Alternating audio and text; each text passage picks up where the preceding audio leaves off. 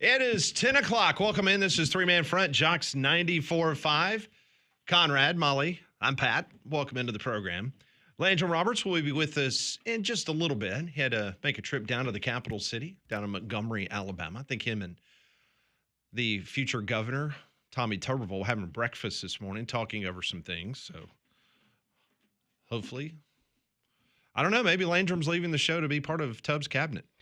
Well, he had to I'm go not meet sure. the newest member of the governor's mansion as well. That's right. That's the new right. the new Labrador, right? That's right. Yeah. Yep, the retriever that old Governor Meemaw got. Beautiful dog. Beautiful dog. Plenty to get into this morning. We will continue our conversation about the future of college sports. Ben Portnoy, who does an outstanding job covering college sports for the Sports Business Journal. He has been down in Orlando. That's where Christy Dosh, one of our guests yesterday, that's where she was of the last 3 days, talking to a lot of college executives, whether it's athletic directors, presidents, chancellors, all in attendance. So we'll get Ben's thought and what he's been hearing in regards to the House settlement moving forward. Brian Edwards, Vegas Insider, joins us at 10:45. 12:30, he is going to be getting on a plane heading to Omaha, Nebraska. Ty Richardson from ESPN Radio in Arkansas. He will be on the program. He has taken umbrage to some of the things, the nasty things that was said on this program yesterday by Conrad and Landrum. I was defending my teammates this morning. We were texting back and forth, and Ty had heard the nasty things you guys were saying about him yesterday, about his golf game and the potential of him shooting 130 at Oakmont. Did not take too kindly to that. Hey, I gave him 130. Landrum was closer to the 150, 160 territory. So I was giving him the benefit of the He doubt. said Conrad was criticizing my golf game? And I said, look. I mean, to be fair, I can't criticize anybody's golf game, yeah. I said, Conrad was dogging FSU Dave yesterday. You were in a bad mood yesterday. I hope you're in a better mood. I was grumpy. I didn't get enough sleep the night before, so I had to. Is that what it was? Yeah, to lash out at You were our lashing. wonderful friends. You were lashing. So get ready. I like to take out my problems on other people, Pat. I've noticed that. Yeah, it is what it is. We're 34 days away from SEC Football Media Days in Atlanta. We're 73 days away from the start of the college football season. It will be here before you know it. But before we talk football, let's talk about basketball, because the NCAA Rules Committee yesterday, this is not a surprise because it had gone through committee, but starting next season, college basketball coaches will now be able to challenge at least one play per game. Coaches can challenge out of bounds, basket interference, goaltending, and if a secondary defender was in the restricted area, you can also challenge that. Now, officials on out of bounds calls, unless NCAA officials can use shot clock violations, 2 points, and flagrant fouls. Now, one thing's for sure, we complained a good bit, especially this year. It seemed like this year was really bad. The last 2 minutes of a basketball game went on and on and on. It was like the basketball officials, every turn, they would not live by whatever they called. They had to go to the monitor. It was constant. And that just absolutely ruins the flow of a basketball game. Basketball games used to be over with in about an hour and 50 minutes. Now we're going plus 2 hours. You're going the opposite way of what Major League Baseball has been trying to do, is shorten the game by making rules. So hopefully, Conrad, these rules that were set forth yesterday moving forward will make the game quicker. And that's the belief, and that's the reason that, these changes were made. And we'll have to see, because, I brought up the point this morning on Morning Jox. If we remember a few years ago in college football when they made these rule changes, and man, this is going to speed up the game, and then it was like 3 minutes shorter on average. You wouldn't have known any difference unless you had a stopwatch there on you during the entire game. So we'll see if it actually pays dividends in that regard. But I'm glad that we are taking steps in that direction, and they have identified that as a problem, because that's probably the biggest pain point that we hear from people that watch college basketball of, okay, it's great, but, why is the first 38 minutes of this game, why does that take about an hour and 15 minutes, and the last 2 minutes takes 30 minutes? So hopefully this will cut down on that. But it's also kind of funny when you think about in college basketball how, on one hand, you have, the way that they do goaltending. I love the way that they do that. Hey, it might be a goaltend. We'll look at it in the timeout. Let's just keep playing. We don't need to stop and figure this out. can we implement things like that across the board in college basketball? Because I think a lot of people would be on board with, hey, it doesn't really matter right now. We'll get to it at the timeout, but the last thing we want to do is stop and look at 3 different video angles of getting this call correct. I'm going to make an admission on this program. I do not know the detailed rules of the NBA like I know the college game. From a coach's challenge standpoint, does that mirror what the NBA allows? Do they have challenges in the NBA? I honestly don't even know if they have challenges in the NBA. I was under the impression that the NBA did have challenges. Let's see. Could be wrong. Yeah, maybe it just doesn't come up very frequently. Yeah, okay, no, it's the exact same rules as the NBA now. It's 1 call per game, and like you said, you get it right, you get another one, you get it wrong, you're done. Okay. All right. And you burn a timeout. So that's good. You're trying to do everything you can. Now, I do find it interesting that this debate, whether you go halves and quarters, it seems like they're dragging their feet on that decision.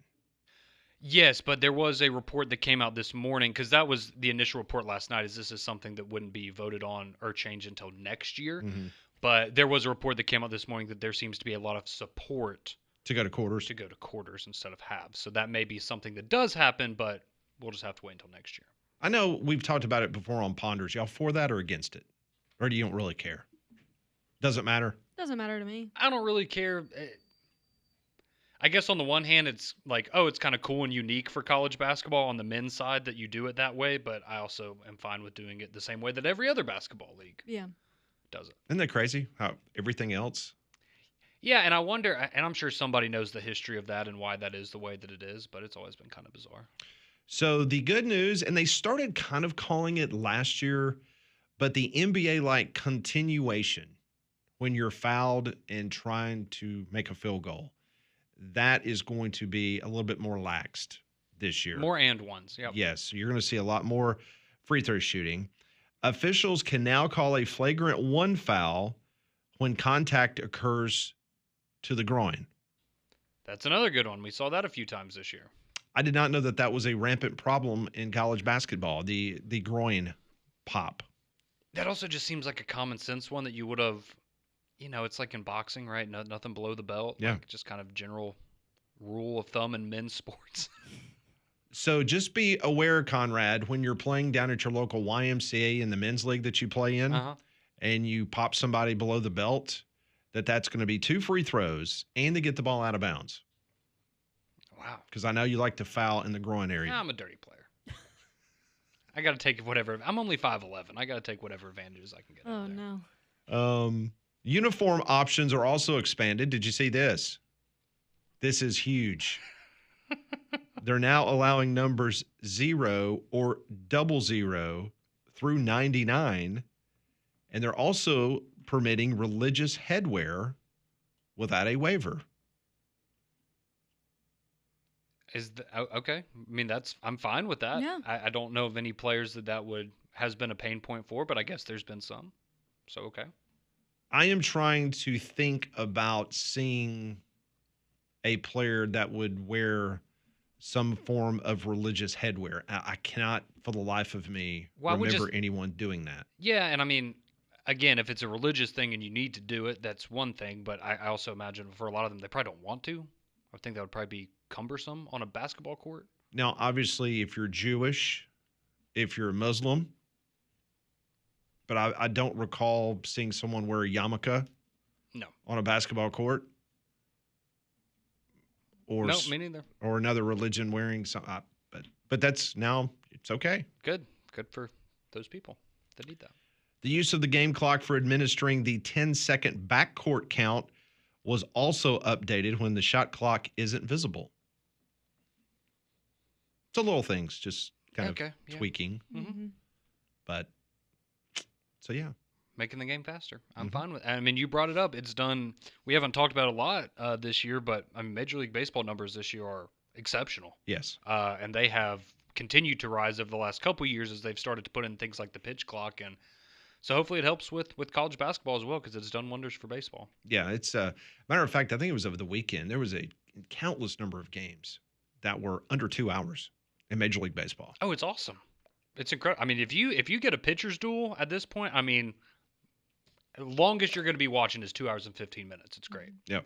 That's Much improved. Speaking of baseball, the Braves, any hopes of them getting on a long winning streak to try to get themselves back to 500? That went out the window last night as they lost to the Brewers 4-1.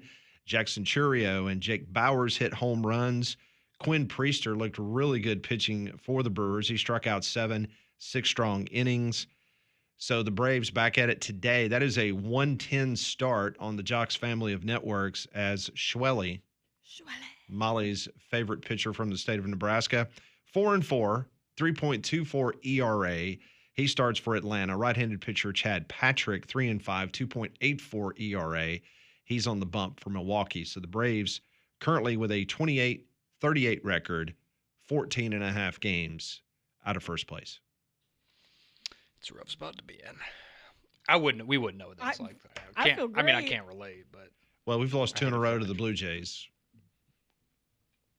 1 run the night before, 1 run last night. Those stupid Canadians. I was about to say you've been watching too many Braves games. These 1-run losses, Pat. You can't have that. Man, can't take it. Yeah, maybe today will be a good day for the Braves. I'm sure Barrett's going to tell everybody that it's the day that they turn things around. Maybe it is.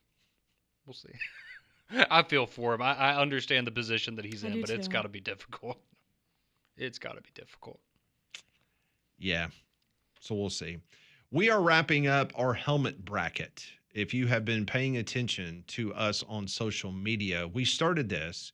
All 16 teams of the Southeastern Conference, we decided to choose on certain helmets because multiple SEC schools, they have multiple looks that they like to wear. So we picked out our opinion, which was the best looking helmet. We went through 4 different brackets, Molly, and there was a big upset towards the end of last week. And the field is now set. We have 2 opponents going head-to-head for the best-looking helmet in the Southeastern Conference. Yeah, so we have the winner of the Bear Bryant bracket, which was Alabama, and then Pat's favorite bracket, the Phil Fulmer bracket. Yes, that is my favorite. Yes, Florida. And it was kind of shocking because so in the Final Four, we had Alabama versus Ole Miss, and then Auburn versus Florida. And we were all kind of sitting here thinking that it would be Alabama and Auburn in the final. But sure enough, Florida... The fans came in and they voted for Florida, and now we have Alabama against Florida in the final. And right now in the early voting, it's only been about an hour, but Alabama's winning with 65%. How about that? 65-35 over the Florida Gators. I am shocked that it was not going to be Auburn and Alabama. Yeah, I mean, obviously with our listeners, that's the way that we expected it to go. I will say this. I think they got it wrong.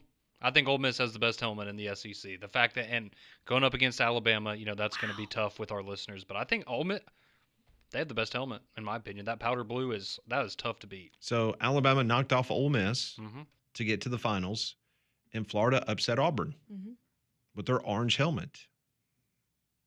I just think Auburn's got just a clean look. I like it. Oh, yeah. I like Auburn's helmet. Their uniforms are clean, just everything. So, yeah, go vote at the 3-Man Front Twitter page. We've got that poll question. We give you a poll question every day, but today it is, we want you to go vote. Better looking helmet, Alabama or Florida? Not that ugly Florida mess that you saw a couple years ago with the stupid gator skin or the black the or green. Yeah, whatever that was. That was pukey. That was terrible. The only person that I know liked it was Kelly Kitchens. He loved it. Really? Oh yeah, he loved it. Went and bought a jersey. Yeah, whole thing. It was terrible. Now I do like the white Florida helmet with the F on the side. Yeah. Oh yeah. I like that one. No, that's a good helmet. That's a great helmet. They kind of started going away from that when Alabama beat them, the SEC championship. Yeah, but that is a very That's good a good look though. I don't have that helmet. I need to get that one. That would be a good one. That is a good one. So go to the 3-Man Front Twitter page and vote. Well, we have a long summer of heat and humidity ahead, so keep your home comfortable with Trane, America's most reliable HVAC brand. And to give you more peace of mind, Trane is offering up to 10-year warranties on parts and labor on select home comfort systems. So to learn more about this offer and to find a specialist near you, visit Trane.com. So how close did the NCAA come to becoming an insolvent institution? Charlie Baker, the NCAA president, had some interesting comments in Orlando yesterday.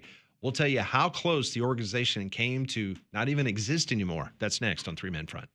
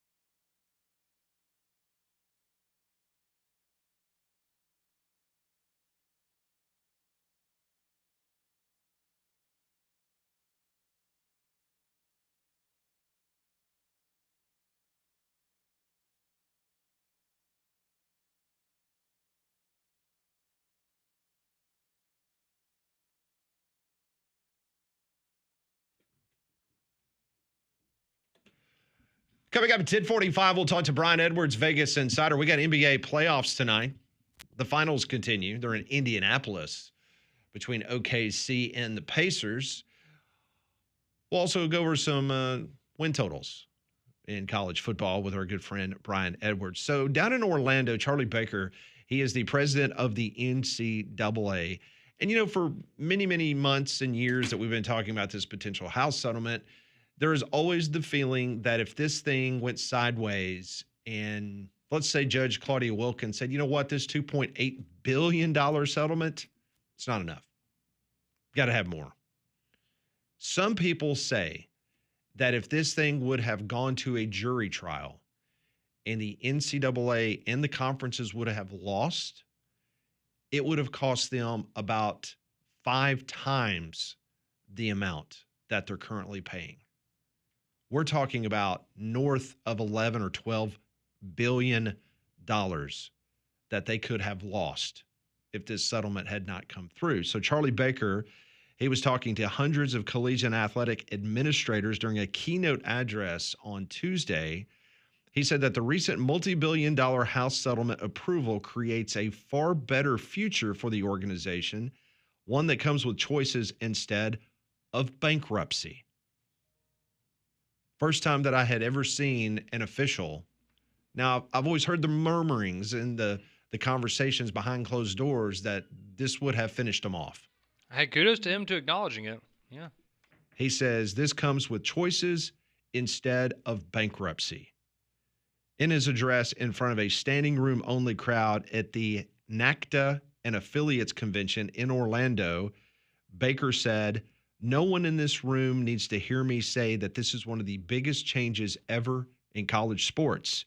I hope you also understand that it's a far better future than virtually every other alternative that could have been in front of us." Now, there's also this opt-in date that you heard us talking about on Monday.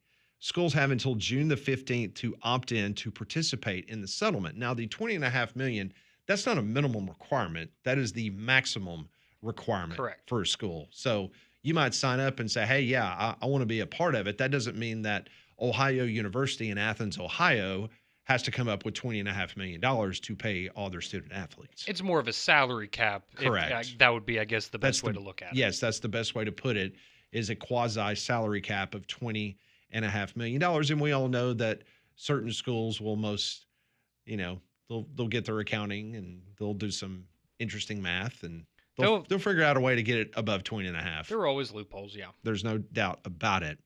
Now, schools have until June the 15th to opt in to participate in the settlement, but Charlie Baker told the audience that he has been in discussions with the conferences to extend it out to July 1st. So he thinks that this is too quick of a turnaround. My question to Charlie Baker is, what has everybody been doing over the last year and a half if we've been waiting for Judge Claudia Wilkins to come up with this decision? Did you not have a contingency plan already? Didn't you have meetings? Didn't you have this kind of figured out beforehand? Well, and I thought that was kind of the point, was we were all waiting on the decision, and then once the decision was made, we're going. Yeah, we're off to the races. Everybody is getting things in place because they've been preparing for it. So, yeah, that's a little shocking to – I mean, I get it. You want to have, allow the universities as much time to make the decisions they need. But, yeah, I mean, something change in the, the footnotes of the settlement or something that's given them cold feet? It just – what's your option if you don't sign it? Yeah. If you missed our interview yesterday with Christy Dosh, I thought that was one of the better interviews that not because we were a part of it, but she told us so much yesterday in regards to just the frustrations of everyone that was at the NACDA convention and just talking about, okay, this College Sports Commission, it's going to come to fruition. What are the penalties? Mm-hmm. Like what happens if Alabama breaks a rule? What are they going to do? Is it like storming the field where it's, $100,000 fine and everyone's like, we'll take that slap on the wrist? Sure. Are you taking away, okay, instead of a $20.5 million cap, now the cap is $18 million? Are you banning somebody from the playoff for a year? Yeah, I mean, are you making somebody ineligible? I mean, what are the repercussions if you break the rules? You don't even have the conferences signed officially up yet for the College Sports Commission. So... But we will talk to Ben Portnoy from the Sports Business Journal. He will join the show coming up later on in the 11 o'clock hour. He was there in Orlando at the convention. So we will get his thoughts on what he heard, what he saw, and moving forward, what that exactly means. Very interesting. And so going back to Christy from yesterday quickly, does it not also surprise you? This is one of the things she said that really kind of caught my ear when she said that she had reached out to, I guess, high-profile college athletes that she's familiar with and said, "Hey, are you familiar with how and basically how NIL is going to operate now?" And they all said, "I have no idea." That just kind of goes back to what we were talking about with, well, you've had a year and a half to plan this out. So have they not been talking to the players of, hey, just so you know, if this gets approved, this is what the landscape's going to look like for you anymore. Hey, just so you know, might want to get these deals done pretty quickly so we don't have to abide by the $600 regulation and getting this approved. And again, that was just another one of those things where kind of scratching your head like, what have you been doing all this time? Or do you think it's a situation where if you're a high profile player, let's say Ryan Williams or Cam Coleman, that they have representation that handles all that? Yeah, and they just And maybe those conversations that you have with a player, it's a good point. you know, you pay somebody to handle that. You're probably right. It's just like a lot of times. If you're a high profile guy, I'm sure you have that. Yeah. Then yeah, just like if you're negotiating a talent contract, whether you're an anchor on Sports Center or you're a radio talk show host in Birmingham, Alabama, a lot of people have people and lawyers to handle that, where they don't get in a back and forth. So maybe now players are basically handing it over to, let's say, your father or an uncle or a cousin or a former coach, somebody that you trust with your career. Maybe they're the ones that's negotiating a deal. Maybe that's why they don't know. Yeah, it's very possible. I guess that's just, again, that's kind of shocking. I guess I feel like, in my opinion, if I was a college athlete, you would want to feel like you would want to know all that stuff. But I guess, hey, if you're, if you're just making the money and cashing the checks and you see the deposits in your bank account every month or whatever, you're probably not too worried about it. Yeah. Well, one thing's for sure, this spring we have been very wet. We've had tremendous amount of storms in central Alabama, especially the Birmingham metropolitan area. So you need to do something about that tree before that tree falls on your property. And it's going to hit your house, your back deck, or a car in the driveway. You need to call Golston Tree Service, 205-337-4443. Golston Tree Service handles the little jobs like trimming hedges or shaping the trees, hazardous jobs like line clearance, big jobs like complete tree removals with cranes. And they offer the 24-hour emergency storm work service, 205-337-4443, Golston Tree Service. Call them today for all your tree needs around your home, your property. They can take care of you today. 205-337-4443. More three-man front. Brian Edwards joins us at 10:45. This is Jox 94.5.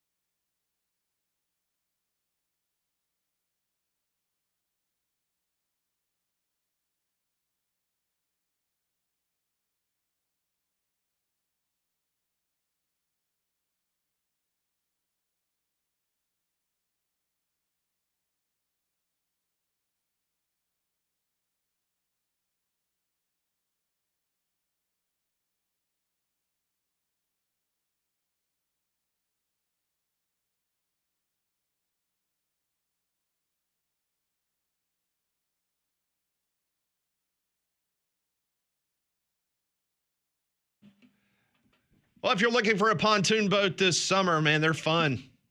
Poorhouse Branch Marina at Smith Lake is the only dealer on the lake to have Avalon pontoons. Avalon pontoons are known for luxury, comfort, and performance, and pair it with the most fuel-efficient engine on the water from Honda Marine. Poorhouse Branch Marina at Smith Lake also has Tahoe pontoons ready for family fun today. Get it today with their in-house financing. See it all at poorhousebranchmarina.com. So Alex Scarborough, outstanding writer for Bama 247, he just came out with a very interesting list. It's the potential of the biggest trap games on the Alabama football schedule for this upcoming season. As you guys look at the current schedule, does one jump out to you right out of the bat that screams, this is a typical trap game on the Alabama football schedule?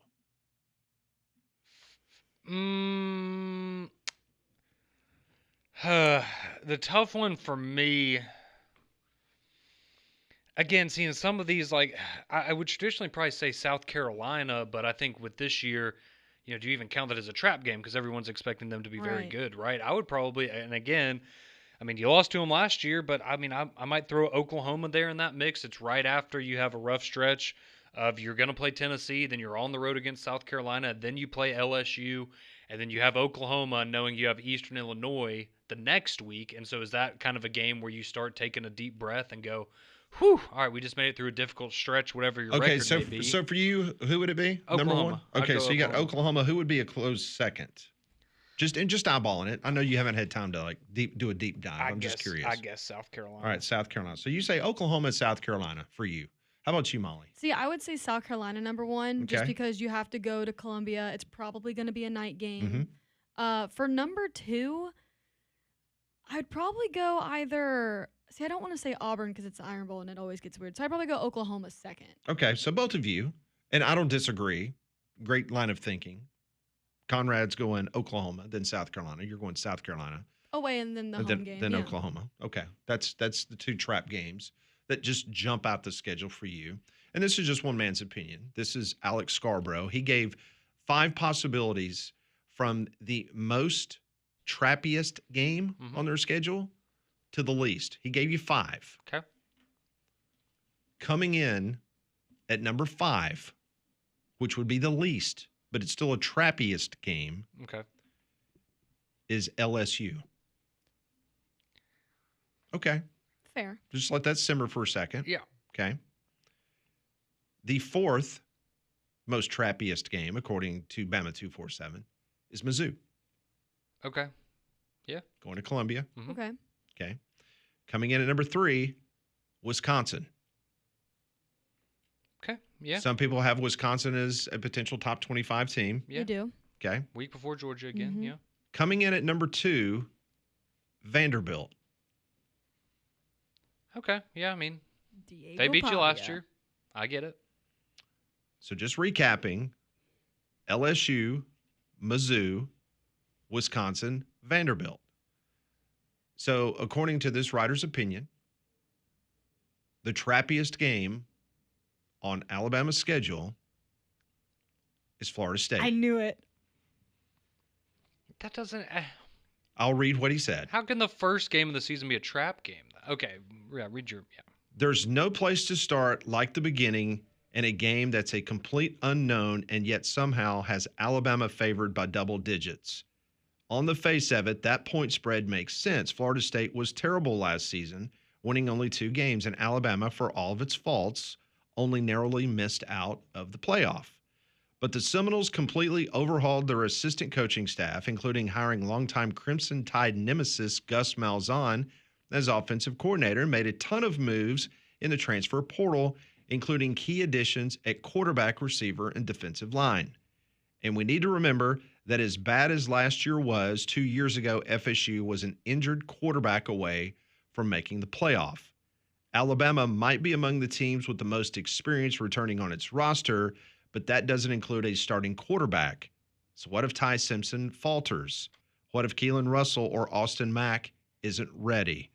This game, especially coming on the road, isn't a sure thing, even though one team is looked as a championship contender and the other is rebuilding. I mean, I agree with a lot of what he wrote in the, in his, I guess, summary of the game, and I agree with a lot of those points. I guess my problem would be, what's his definition of a trap game? Because I don't think the first game of the season can be a trap game. I don't think LSU can be a trap. Like trap games are typically, in my opinion, I look at that as a game that's going to be sandwiched in between pretty good opponents and somebody you're going to take for granted. I don't think Alabama's going to take Florida State for granted. The trap game is every fan's nightmare. This is what he wrote. Okay. Is every fan's nightmare. The point on the schedule where your team might get caught slipping and lose a game that otherwise would not. Last year, there's no question that game was Vanderbilt. Yeah, no doubt. And again, with the fact that it is the week after Georgia again this year, it certainly fits the bill of that. Yeah, I'm surprised neither Oklahoma or South Carolina were on that list, though. I think those are definitely more applicable than FSU and LSU, just by the definition of what a trap game is. Yep. So one man's opinion, but he has Florida State as the trappiest of the trap games for Alabama, followed by Vanderbilt, Wisconsin, Mizzou, and then LSU. And that was written by FSU Dave? No, it's not. This was written by Alex Scarborough. Oh, okay. Thank you. Yes. Sorry, forgot. So you think FSU Dave is doing back handsprings right now? Maybe so. Maybe so. I don't know. Again, one man's opinion. I guess we have different definitions of what a trap game are. Because would you agree with that? Do you think Florida State is the trappiest game for Alabama? So FSU Dave has just texted into the show. Oh, I'm sure he has. Trap game in that they are not taking us seriously. Conrad totally dismisses us. Yeah, Conrad. Why aren't you taking them seriously? I think Alabama's I'm not, but the team is. Oh, so you're not taking but the team's taking them seriously. Yeah, it's not my responsibility to take them seriously. That's the player's job and the coach's job. My goodness. This is my job to gas them up. Wow. Hey, they do their job. I'll do my job. Everyone wins. It's great. The trappiest game on Alabama's schedule, according to Bama 247, it is the first game of the year. One thing's for sure, you lose that one. Oh, no. That's going to be an awful Monday if you lose that one. Yeah. You lose that one. We're having a very interesting conversation. So all these preseason polls and magazines, it's got Alabama, some as high as 3 or 4. Yeah. Depending on who you're looking at. Man, well, you'd have to kind of reshuffle the deck real quick there. Yeah, that'd be a rough, yeah. We'd have different expectations one week to the next. Could you imagine Conrad that Monday? It'd be bad. Now, what was the bet again that you and FSU Dave have? It's just a drink. Oh, it's just a drink? Yeah. I didn't know if you had to do something like shave your head or drink pickle juice or something. No, that's only stuff on this show. When are we doing that, by the way? Soon. What does that mean? That just means that at any moment we might say, hey, let's do it. Let's go. That's really where Landrum was this morning. He was trying to go find a new one. Not the 4 years expired one that's been sitting in the bed of his truck. No, speak of the devil. Was Landrum here? He's made it back. He has. Look at him. He looks all rested, being in the capital city, meeting with Governor Tuberville. Yeah, he's ready. Be a part of that cabinet. You got a chip in that backpack? You like that? Thanks for touching me. That's an HR violation. Did you see that? He rubbed my arm. I was filming, yeah. He rubbed my arm. Got on video. Yeah, it's on YouTube too. Training. Yeah. Doesn't think about that stuff. You got all dressed up to go to Montgomery. Well, I mean, if you're having breakfast with Tuberville, you got to be ready. Never know who you're going to run into. Yeah. All right, so we will continue that conversation. The trappiest game on the Alabama schedule. Also joining us, Brian Edwards, in about 5 minutes. Top of the hour, Ben Portnoy, Ty Richardson later on in the program. This is Jox 94.5.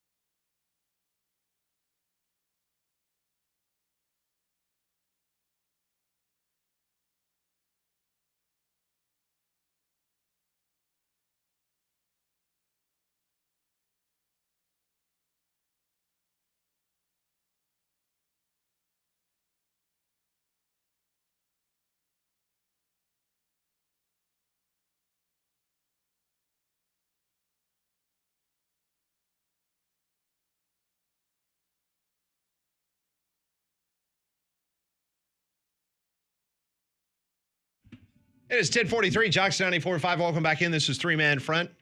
Pat Landrum has now joined the fun. Hello, friends. The fun and the frivolity here on the program. Soon to be Governor Tuberville says hello, by the way. Tubbs and Landrum having breakfast this morning. That's right. That's something else. Going to be part of the cabinet. Got a lot of big things planned. I hope you told the future governor of the state of Alabama that our next guest, Brian Edwards, is begging for legislation that would make it legal in the state of Alabama. I did. For us to have a lottery and also sports wagering. Mm-hmm. Yes. Brian Edwards joins us now.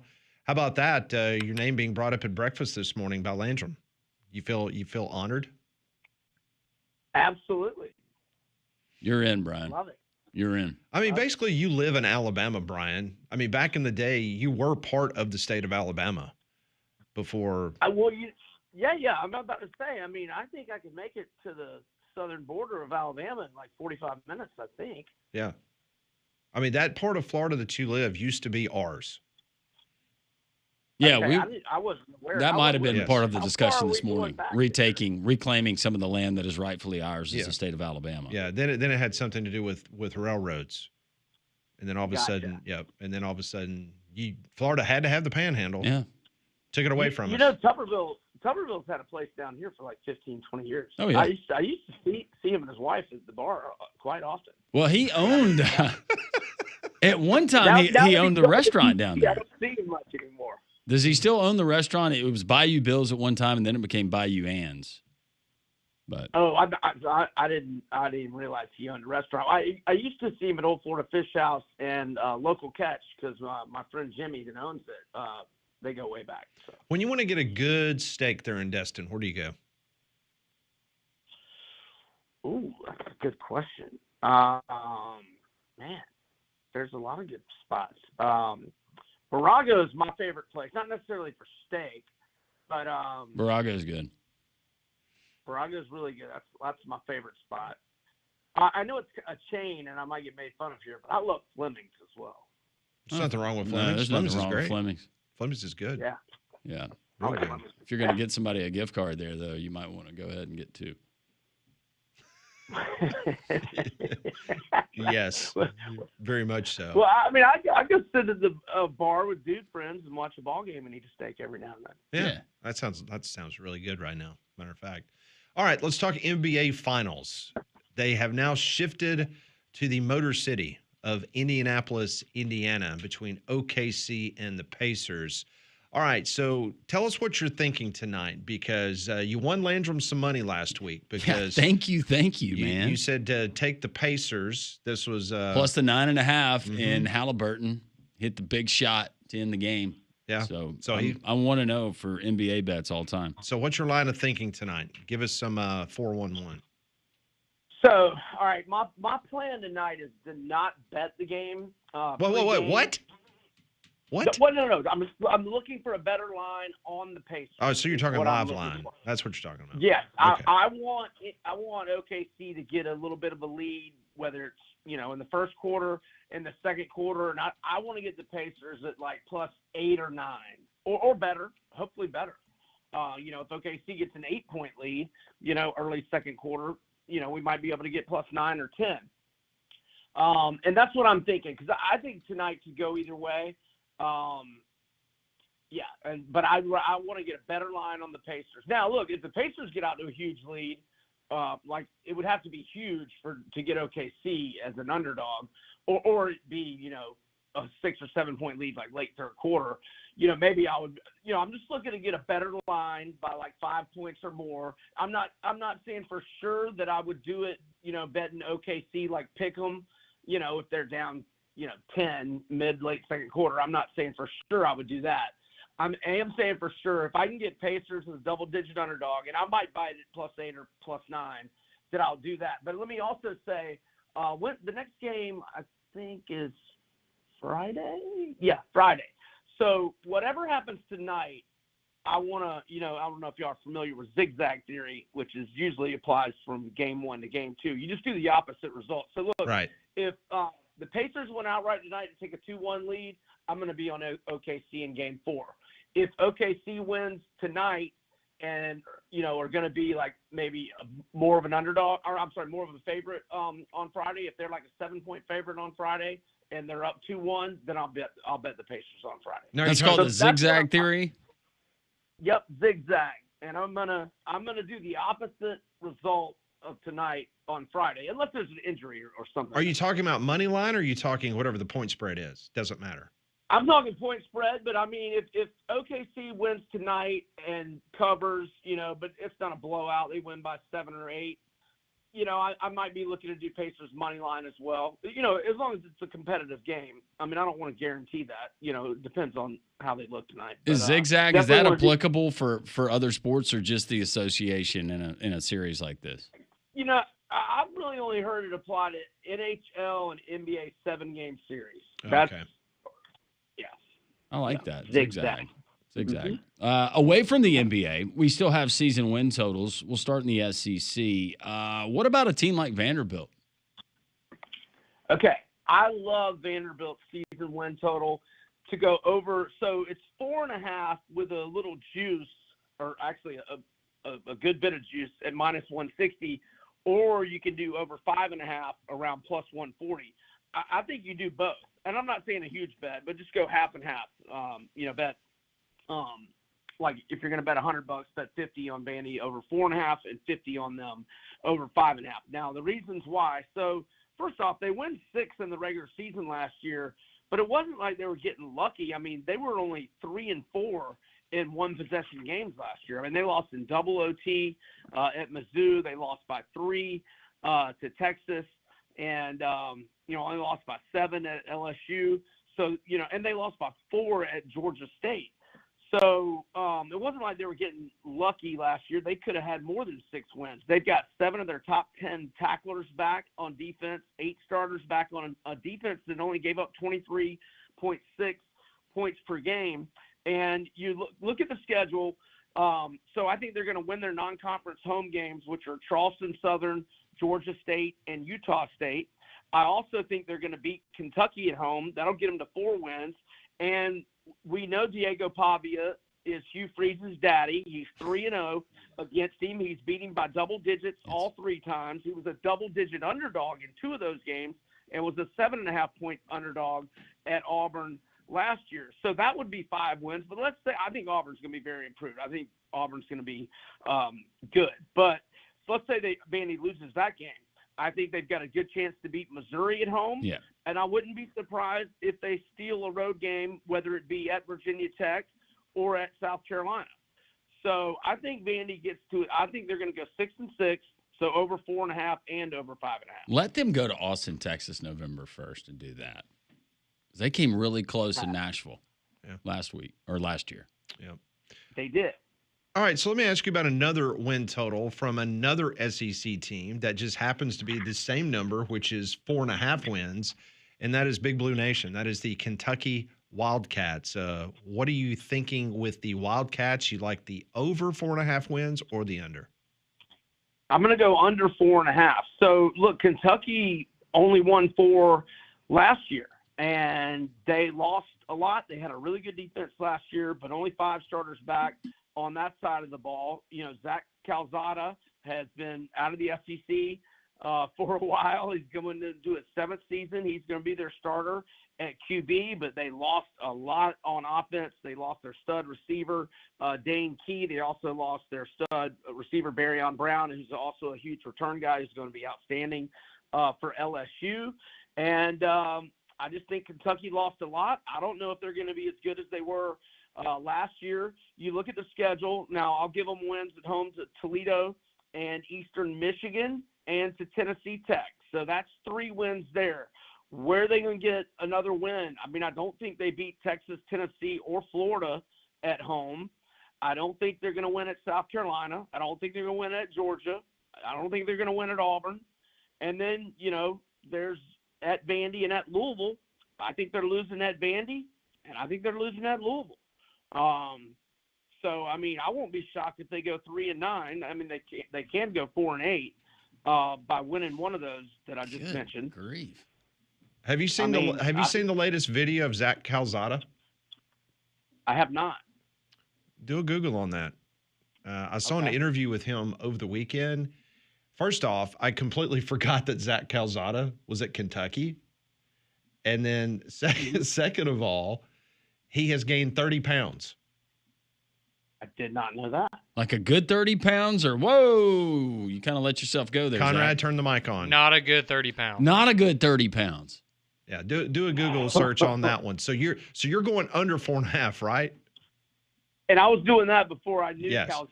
Yeah, I'm telling you, do a search on Zach Calzada. He did an interview and he's bragging about him gaining 30 pounds. Well, Kentucky, God rest his soul, Jared Lorenzen. We're not talking that big, right?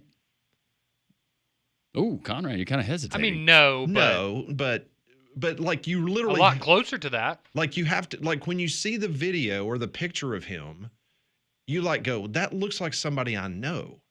Yeah, you wouldn't think it was All right. if you remember him from A&M or Auburn. Looks completely different. Yeah. Nobody remembers him from Auburn. Fair. I see it. Do you see it now? Yeah. I think he's been drinking a lot of cold beers. Maybe so.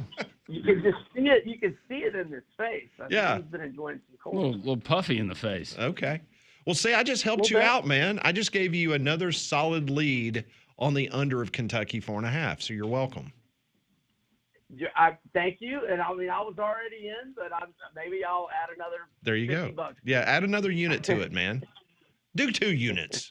Why not?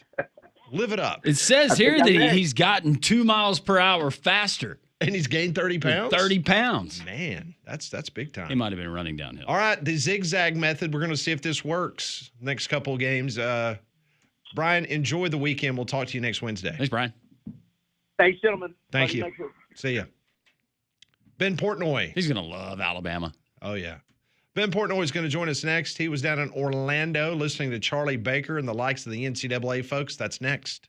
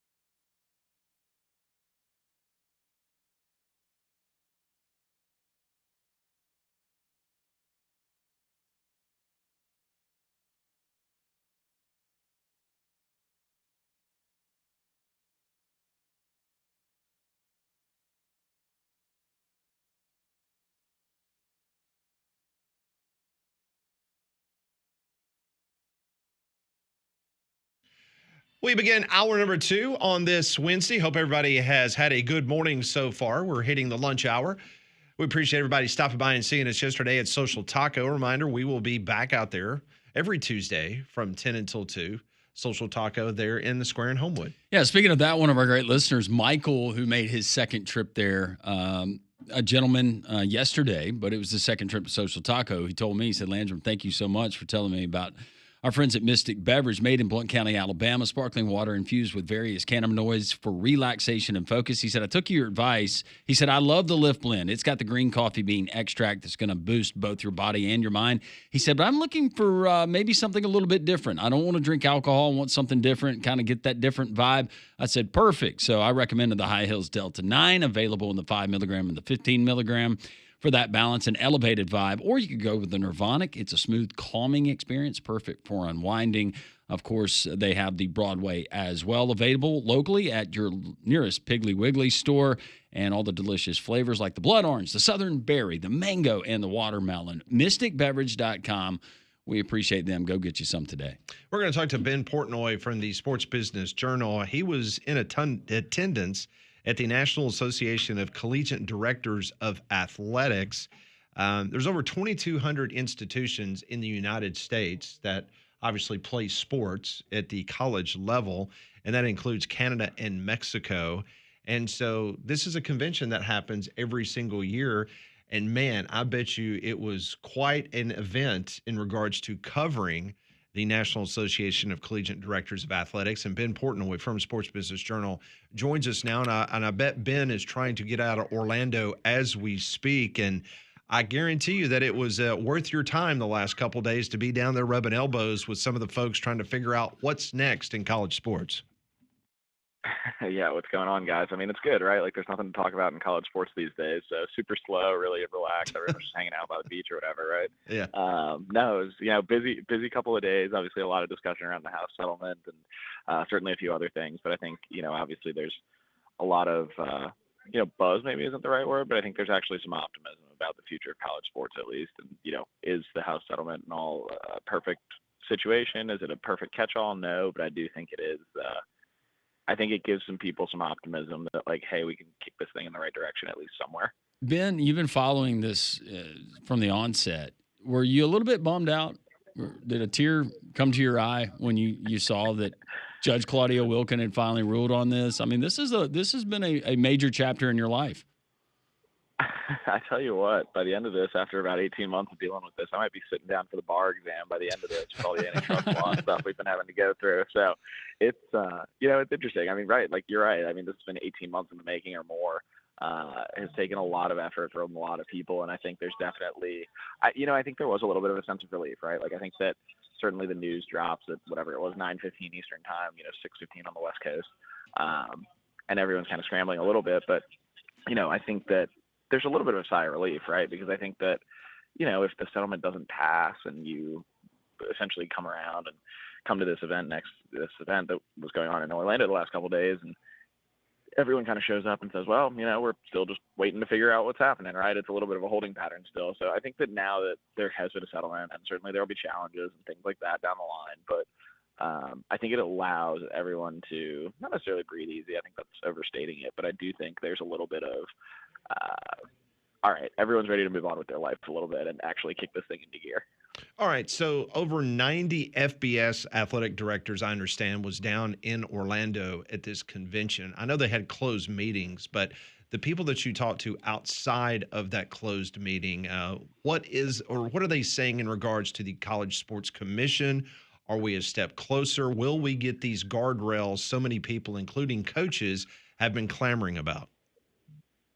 Yeah, I mean, look, I think that a couple things, right? NCAA President Charlie Baker spoke to a larger group. He spoke with the FBS commissioners, athletic directors yesterday as well.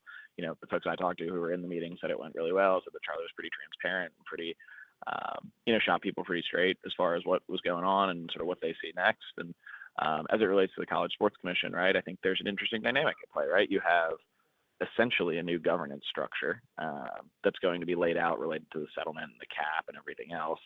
And that changes the dynamics of what the NCAA is doing, right? Like the NCAA for a long time has been in the business of, kind of judge, jury, and executioner on some level. And they're now essentially out of the enforcement game, outside of academic piece of it, right? And so how do those two things coexist?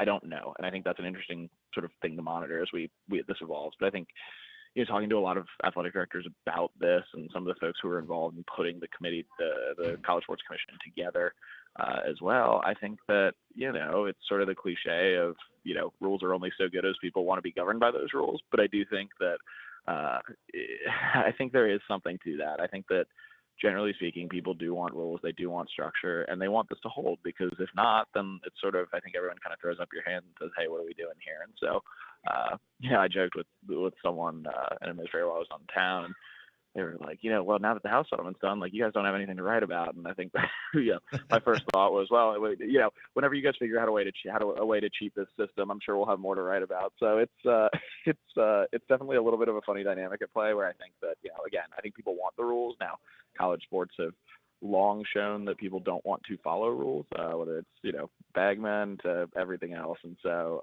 I am curious how that holds, but I do think there's a lot of optimism around this structure, at least, and how it's been structured, that it can create a little bit of stability. Ben, I want to go back to the College Sports Commission and kind of taking the enforcement role that the NCAA has had for so many years. And from the folks that you talk to, if you just want to go at what's your gut telling you as far as how aggressive they're going to be when certain accusations come in, I'm sure, from various coaches, institutions about the other institution. What in your mind, or folks that you talk to, what will that look like? Will it be some of the petty stuff that we thought, why is the NCAA concerned with this, and why are they getting hit with this? Or is it going to be more of the major stuff like sign stealing and other things that we've seen here in recent memory?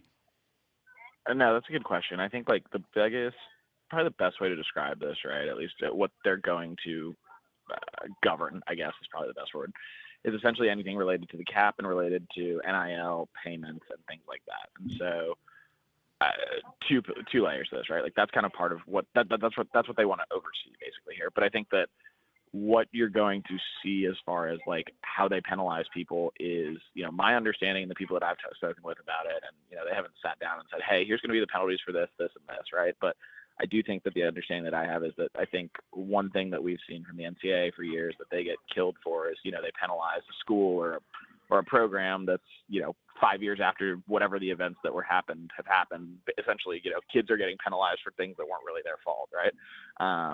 And I think with this, the idea is more going to be, hey, if you try to, I'm making up an example, but, like, if you circumvent the cap and we find out about it, and, we go through this arbitration process, and we sort through that and find that you're guilty, insert school here, you're going to have $2 million less to your cap next year for trying to circumvent it this year. And that's a significant penalty, right? And so I think it'll center more on the schools and the way that they're distributing money than it will be, penalizing a kid for taking a deal that they deem not to be true NIL, whatever that is, right? So that's kind of the big piece of it. That's kind of where I think that they step in as far as, like, what the penalties look like and how they go about enforcing some of this stuff.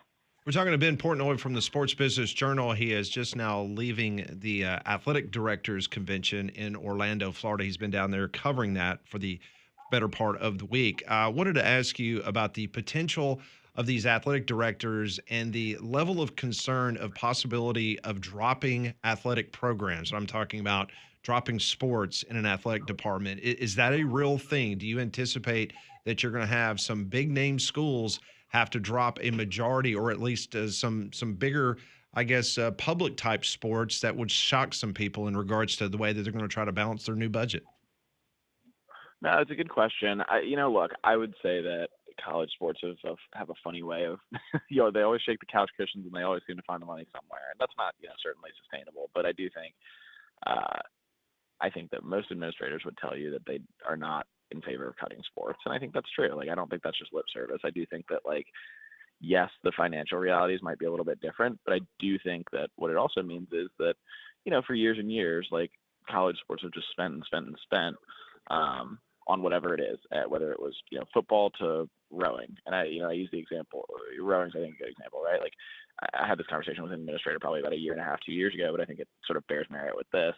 And the question was, we've spent money for years and years, and what have we done as an ecosystem that says we have to have a world-class rowing facility? And I'm just picking on rowing as an example, but we can still provide a really great opportunity, but does it need to be the top of the top, first in class, this. I don't think that's a knock necessarily on that sport. It's more a product of hey, we need to spend the money on the sports that are going to generate us revenue. And that's, football, men's basketball, women's basketball at some places, baseball at some places. And I think that's where you'll see, right, instead of building whatever, $50 million stadium for the lacrosse team, are you going to be doing, reinvesting that elsewhere in the football program or something like that? So I think that that's sort of the way that you avoid, cutting sports. And again, that's not to, underfund sports necessarily or to take away opportunity. I think it's just people will apply those principles a little bit differently. Now that we've got somebody that's keeping an eye, kind of a clearinghouse, so to speak, on the third-party NIL and in terms like valid business purpose, range of compensation, all of the things that make those two things up and deciding whether something's, I guess, legitimate or above board or equal, fair, whatever. I can just expect that the first time it doesn't go a student-athlete's way or an agent's way, then we're going to see lawsuits. What's the expectation there? Could this open up an entirely different can of worms? No, that's a really good question. And I think, one thing that's been really important to point at, and, something that I think, frankly, I've missed sometimes as well in this process and understanding it a little bit too, I think is if a kid has a deal spiked by the clearinghouse or whoever, right, there's going to be an arbitration process. There's going to be a neutral arbiter that comes in. You argue your case before the arbiter. You go through arbitration. You figure it out one way or the other. If they rule against the kid in the end, then I think something to note is that, and again, I think this is part of why the settlement, why the structure works a little bit better than the NCAA. At a base level, this entire structure was set out by a federal judge, and that matters, right? That gives you standing that the NCAA never had, correct? Right? The NCAA is just making up rules superfluously, and whereas this is coming from a federal judge. So there's that. But then again, if you go through arbitration and you then take that to court and try and sue over it or whatever that might be, realistically, a court's probably going to side with the arbitrator, right? And so I think that it sort of closes that loop a little bit, so you're not going through endless litigation. And I think that if the arbitration process can be expedient and quick and move, to the way that I think everyone hopes it will, I think that creates less of this swirl of lawsuits. Certainly that it will not stop the lawsuits. I'm sure there will be plenty more, but I do think that at least I think is an important point when it comes to that of how this has been structured in a way to, frankly, again, try to avoid, continuing litigation at, every 6 minutes, it feels like these days. No doubt. Ben, before we let you go and get on a plane, I wanted to ask you this question just because you've been around all the decision makers. A lot of talk about the college football playoff, the 5-11 model, the 4-4-2-2-1. What are you hearing on that front? Did you catch up any nuggets while you were there in Orlando?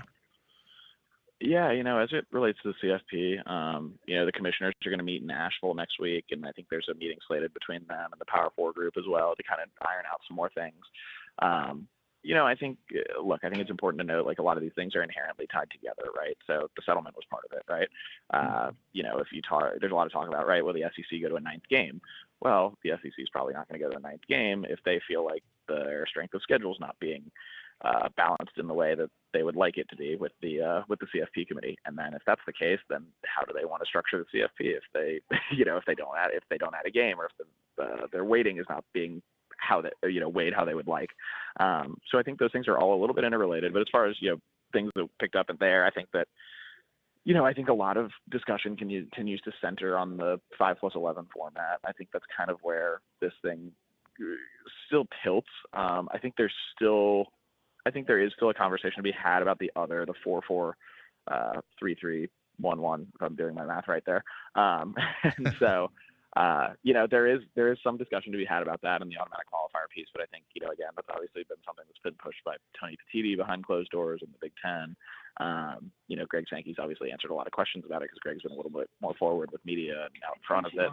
But, you add all that together, I think that I would say that there's still momentum toward a 5+11. I think that generally speaking, if I'm, gun to my head and I'm picking where this lands, I think that's where this lands. And right. I think that frankly, if you're the SEC in the Big Ten, right, yes, if you go to an automatic qualifier spot, you codify this and say, hey, we're going to get 4 teams every year. there's a world where you're actually in a backwards way limiting how many teams you can get in. Very Because true. you look at a year like this at a 16 field, right? Like the SEC might have had 5, 6, 7 teams, whatever it was, into the field. And so, you consider that, is it better to actually leave it open-ended? And I think there's some argument to that. And I think that's why you're seeing the conversation continue to center on 5+11. That is Ben Portnoy, does an outstanding job covering college sports for the Sports Business Journal. Have a safe trip back home, and I'm sure we'll catch up with you very, very soon as this continues to matriculate in the world of college sports. Thanks, Ben. Always appreciate it. Perfect. Appreciate y'all. Thanks for having me. Thanks. That is Ben Portnoy joining us on the Higginbotham Hotline. You deserve solutions that are built for you. Higginbotham is your one-source solution for insurance, financial, and HR services. People buy from people. That still stands true today. And our friends at Dobbs Ford, they're just wonderful people. Joey, Rachel, Goshen, the entire team there at Dobbs Ford. Had someone yesterday said, hey, I can't buy a new car. Does Dobbs have pre-owned? Yeah, they got a great pre-owned selection. I'm actually looking at them right now. A great 2024 Ford Bronco Badlands. You can go the Ford Bronco Wild Track or maybe a Shelby Mustang.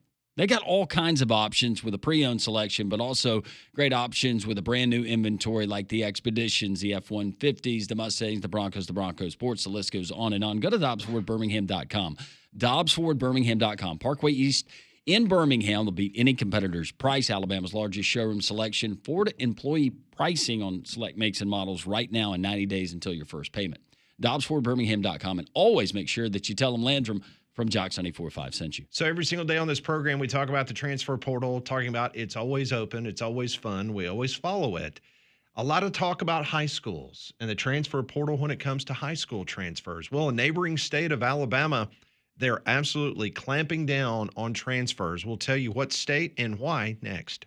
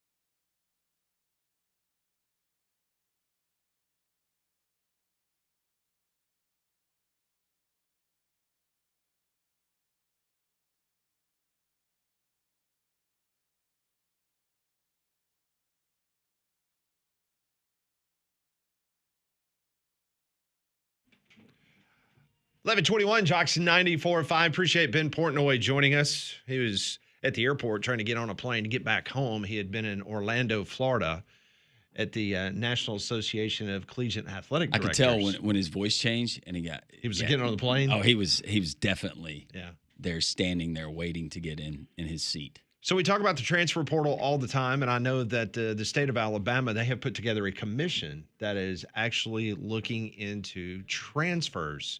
And what does that mean? I know specifically they're looking at some numbers in the 6A. You know, there's 7 classifications in the state of Alabama when it comes to football and, well, all sports.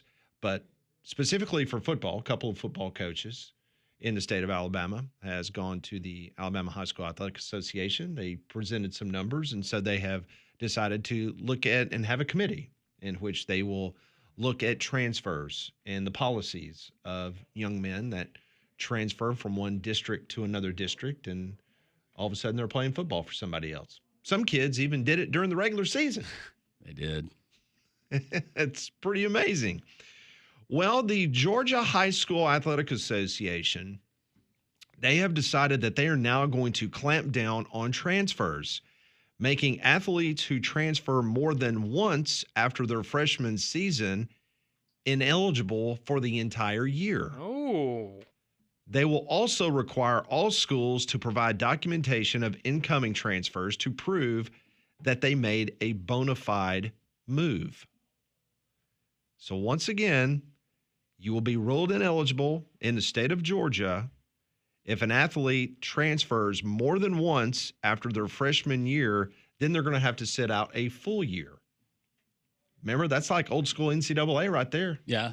Like you could go down and play at a lower classification, but in the old days before the transfer portal, if you transferred, you had to sit out a whole year. You burned a whole year of eligibility. What constitutes a bona fide move?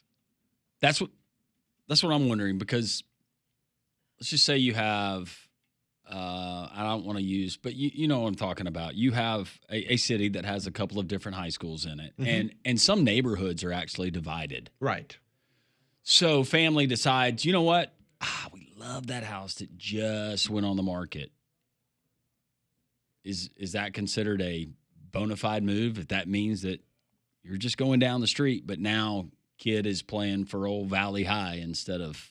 Well, see, that's what I was going to say. What happens if, your family has to move for another job or something? I guess A legitimate move. Yeah. I just got transferred. My kid's playing football. I don't want him to lose his. Correct.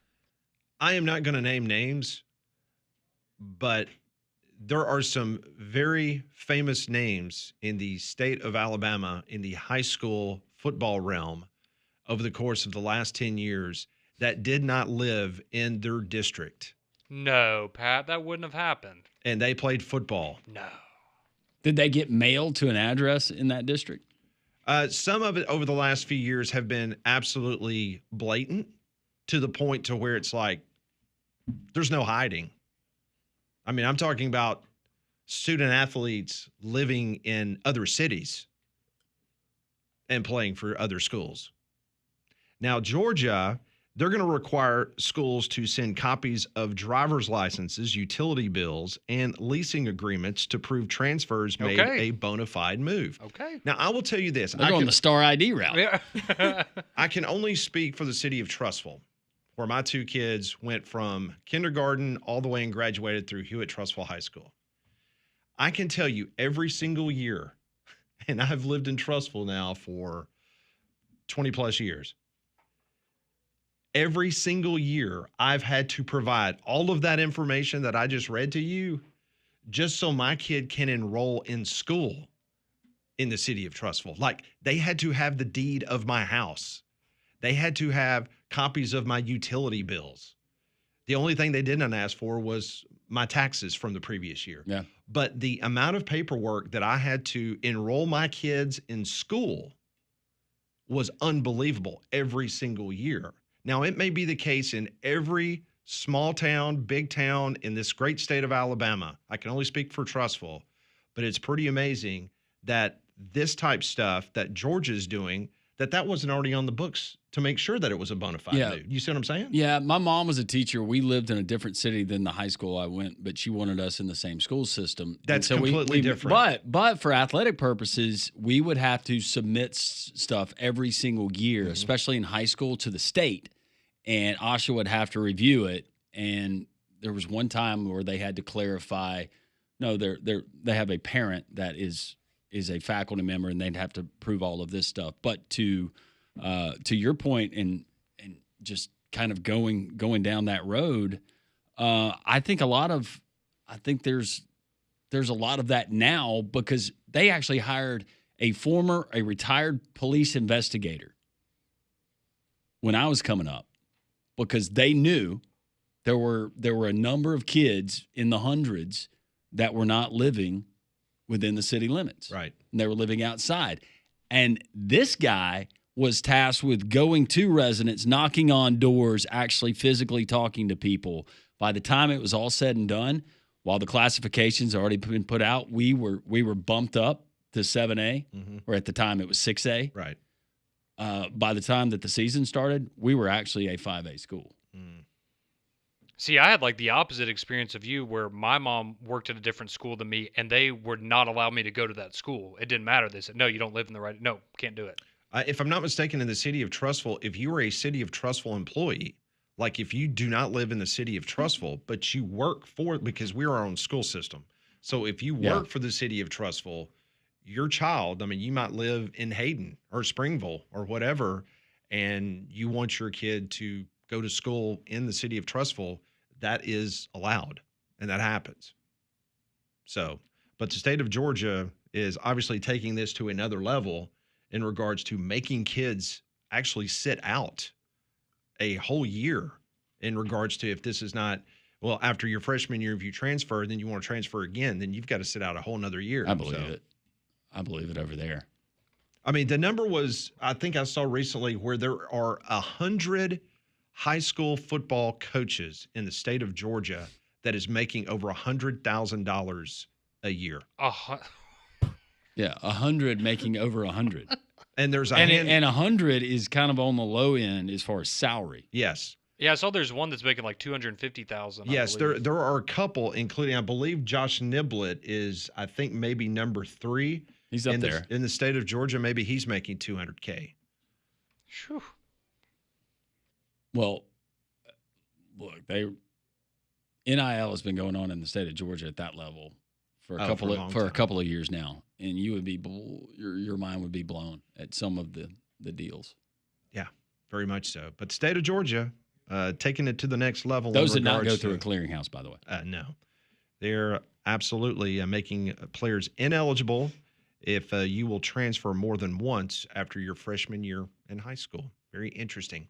The text line is open, 205-834-9450. Next hour, we'll talk to Ty Richardson. We'll get a College World Series preview as the Omahags are heading to Nebraska, as they'll take on LSU in the first round of the College World Series. All that straight ahead, 3-man front.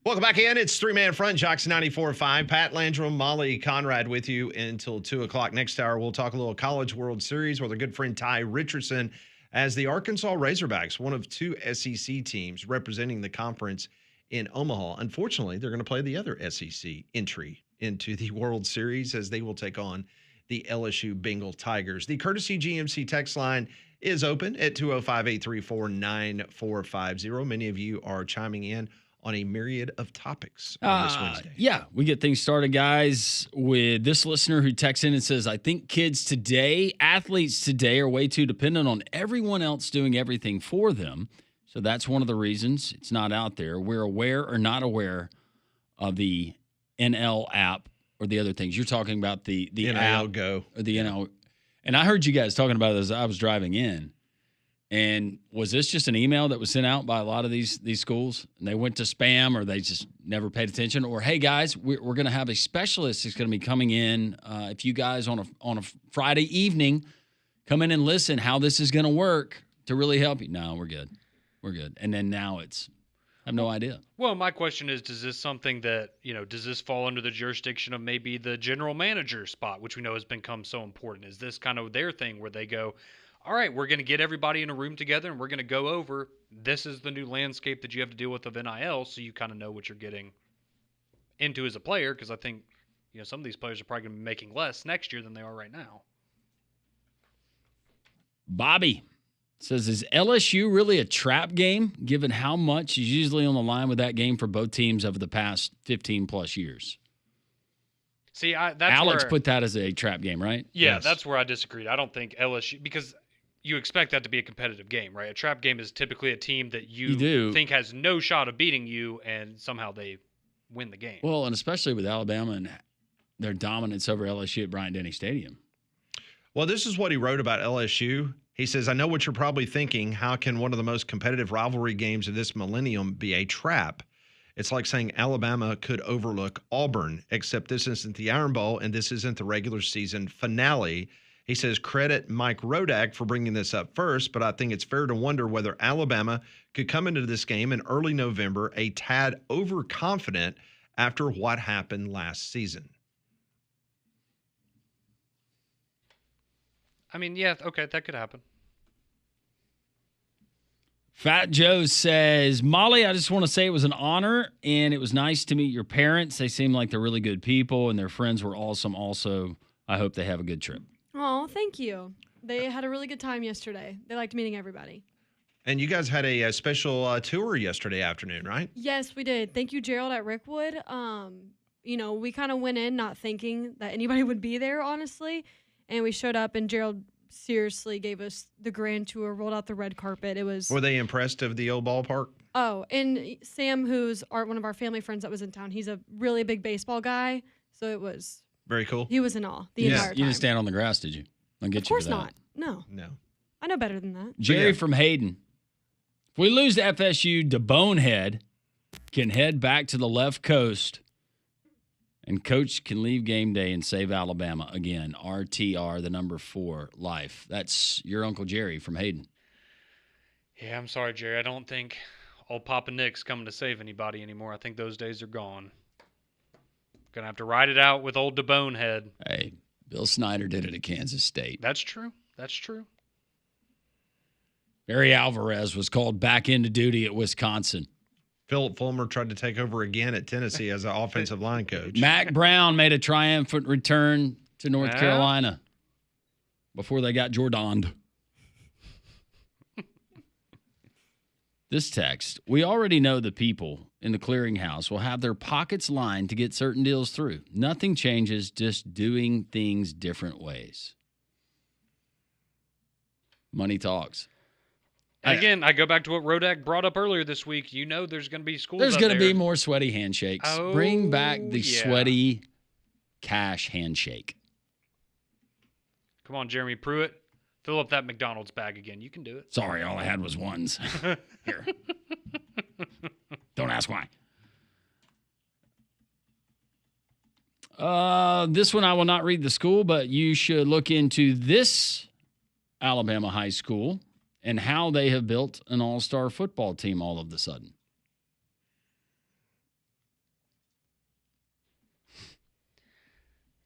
Definitely a school that when I was growing up was not known for their athletic prowess.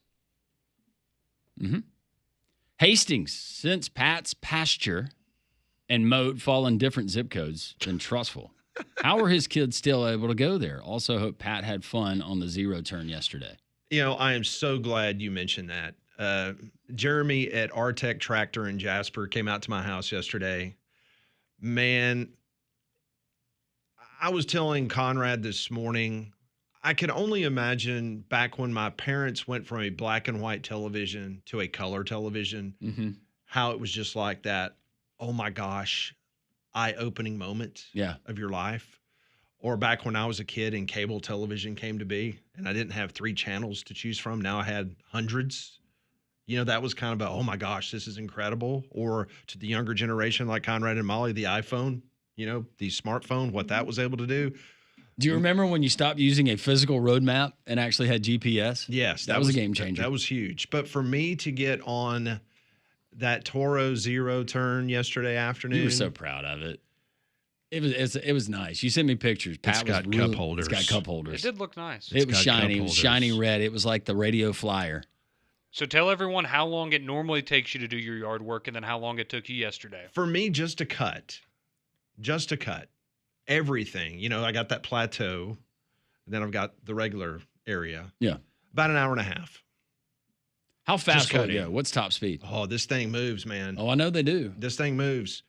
And Did it take you a while to kind of get the? Yeah, what I did is I got it in the backyard and I said, okay, before I tip this thing over, before I crash into my fence and make a fool out of myself and ruin this beautiful new piece of machinery that I got back there, and because you know, if you've never used a zero turn before and it's all different. levers, then you gotta get used to it.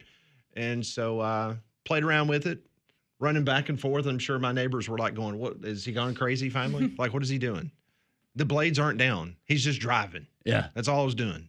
And then I felt comfortable enough and I dropped the deck and I was like, less than 30 minutes, I'm done. Yep.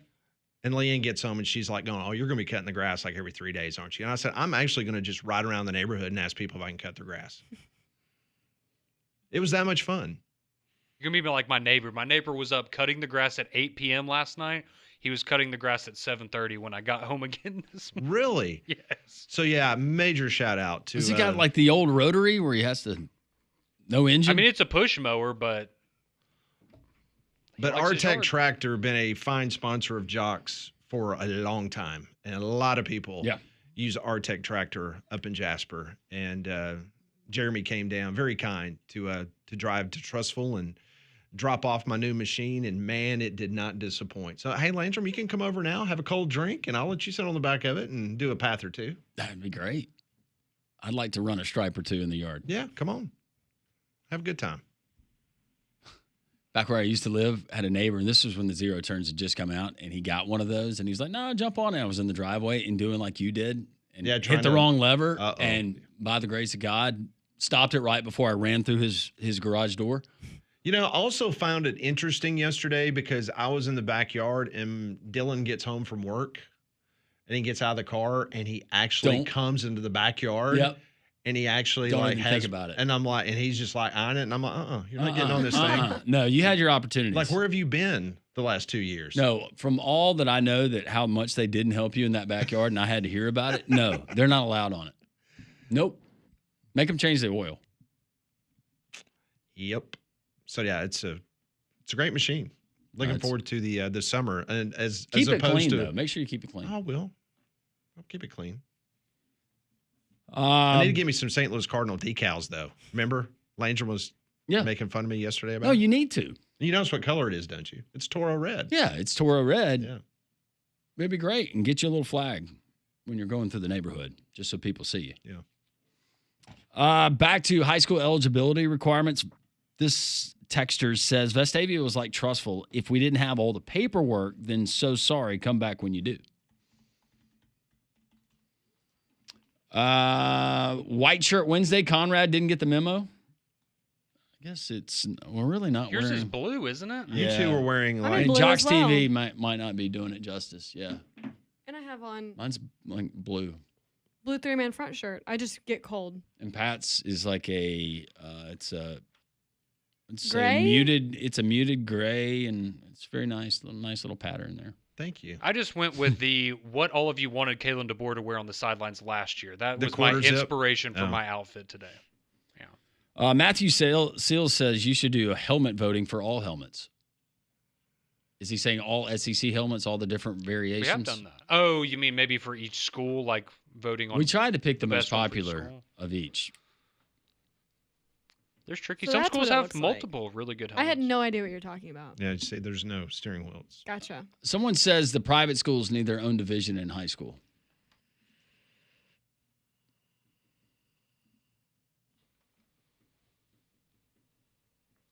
Well, they changed that, though, didn't they, several years ago? Because there was an advantage with some of the private schools and how they could, air quotes, recruit. Yeah. So I think that they restructured that. But no, thank you for the text. And Bobby, yes, we cannot read that out loud, but we've heard that before. Mike in Huntsville says there will be a bag man at every campus. Those guys need work too. It's also interesting that Charlie Baker, before he left Orlando, told everyone that the NCAA is preparing itself to make its first payment to all the athletes. Remember the $2.8 billion settlement? Mm-hmm. And the NCAA's got to do back pay? They've got $285 million sitting in an escrow account waiting to start writing checks. Fun. Wouldn't you like to be one of those students like going, gotta go to the Man, I mailbox? Yep. Here's my direct deposit number. Let's make it happen. We'll continue with your text, your phone calls as well. 1-800-239-WJOX.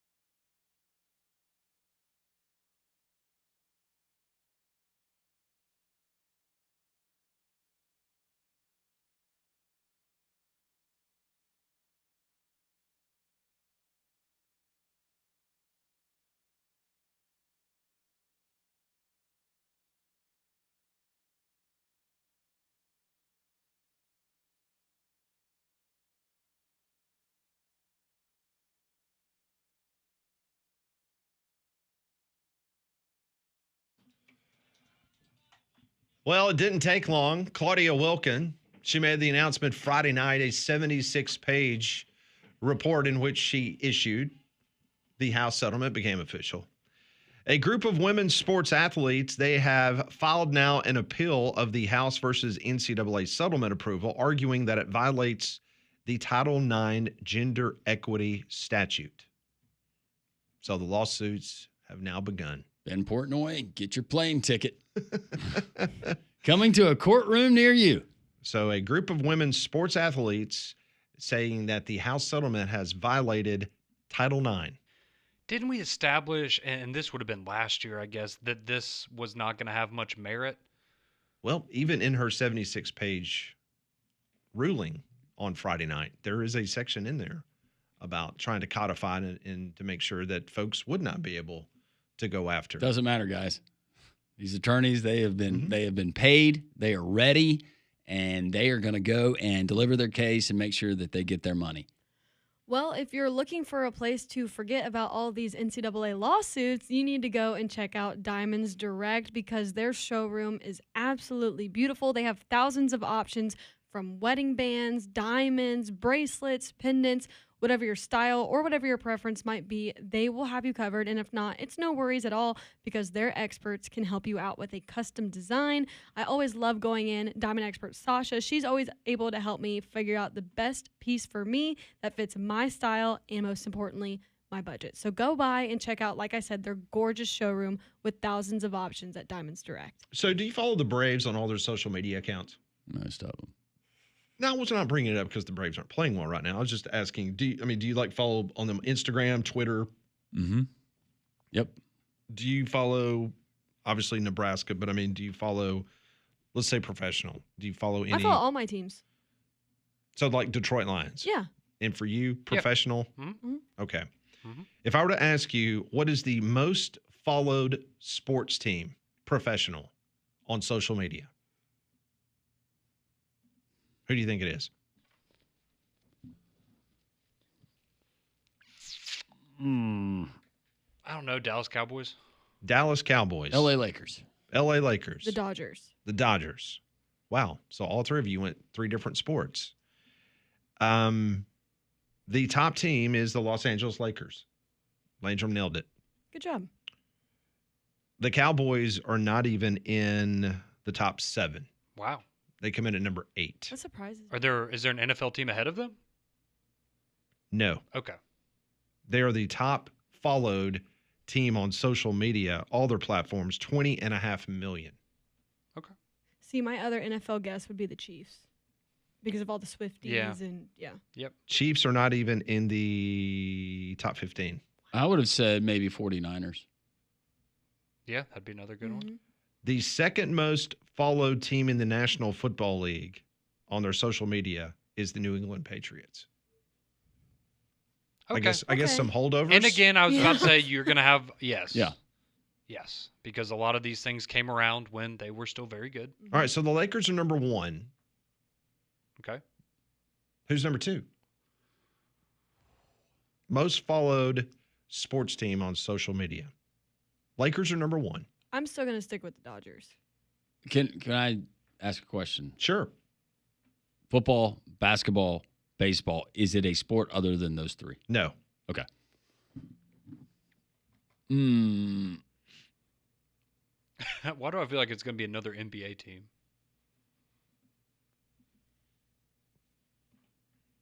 We've already given you a hint that the Cowboys are the top NFL at number 8. Yeah, so it's either basketball or baseball. I'll go. Ooh, the Dodgers would be good just because they probably have a lot of international followers now. You said Dodgers, right, Molly? Yes. So since I'll go Yankees since you went I was Dodgers. about to go I'll Yankees go too. Yankees. But just to be different, I will say New York Knicks. New York Knicks. You did do different. The Golden State Warriors. I just had that gut feeling it's going to be another NBA team. Yeah. Okay. Number 3. I'm sticking with the Dodgers. You sticking with the Yankees? No, I'll go with the Knicks. Okay. You go I Knicks. thought that was a good guess. You going Knicks, Landrum? You just said Knicks for the second. Mhm. Coming in at number 3 is the Chicago Bulls. Oh, Really? I have a theory on this now. Really? They're probably all NBA teams. That means some of these folks started following in the heyday and just never unfollowed. Unfollowed, yeah. back when Jordan played, they really didn't have. No, a they lot didn't of, have one. See, that's the thing with Chicago. That's where I'm like, yeah, they haven't really been. I mean, Derrick Rose years, they were good for a while, but. See, and I think I followed Golden State in high school, and I don't follow them anymore. All right, number 4. Are you sticking with the I'm Dodgers? sticking with the Dodgers. Are you going with the Yankees? No, it's going to be another NBA team now. I don't care. I'm sticking with the Dodgers. Are you going Knicks? Are you sticking with the Knicks? No. Oh, Wait, sorry. Okay, who was number 3 again? I'm Bulls. sorry. The Bulls. Okay. so you got the Lakers at 1. Number 4, the Celtics. Warriors 2, Bulls 3. Who's 4? I'll Celtics. stick with the Knicks. Cleveland Cavaliers. No way. No way. Coming in at number 5, Just The cause. Spurs. Miami Heat. Okay. 6, Houston Rockets. 7, Tampa Bay Rays. Boston Celtics. Okay. The New York Yankees are the top Major League Baseball team at number 10. There you go. Woohoo. The Dodgers are 16th. Yes, they're on there. Heavily dominated by NBA. So the NBA social media curators, they're doing their job. Let's be honest. It's all It's the most who has entertaining- LeBron played for. Right, That's yeah. You're going to be in the top 5 or so. The pregame show that we see with Barkley and others and social media, that's the most entertaining part of the league now. The Kansas City It Chiefs were 15th. Swifties.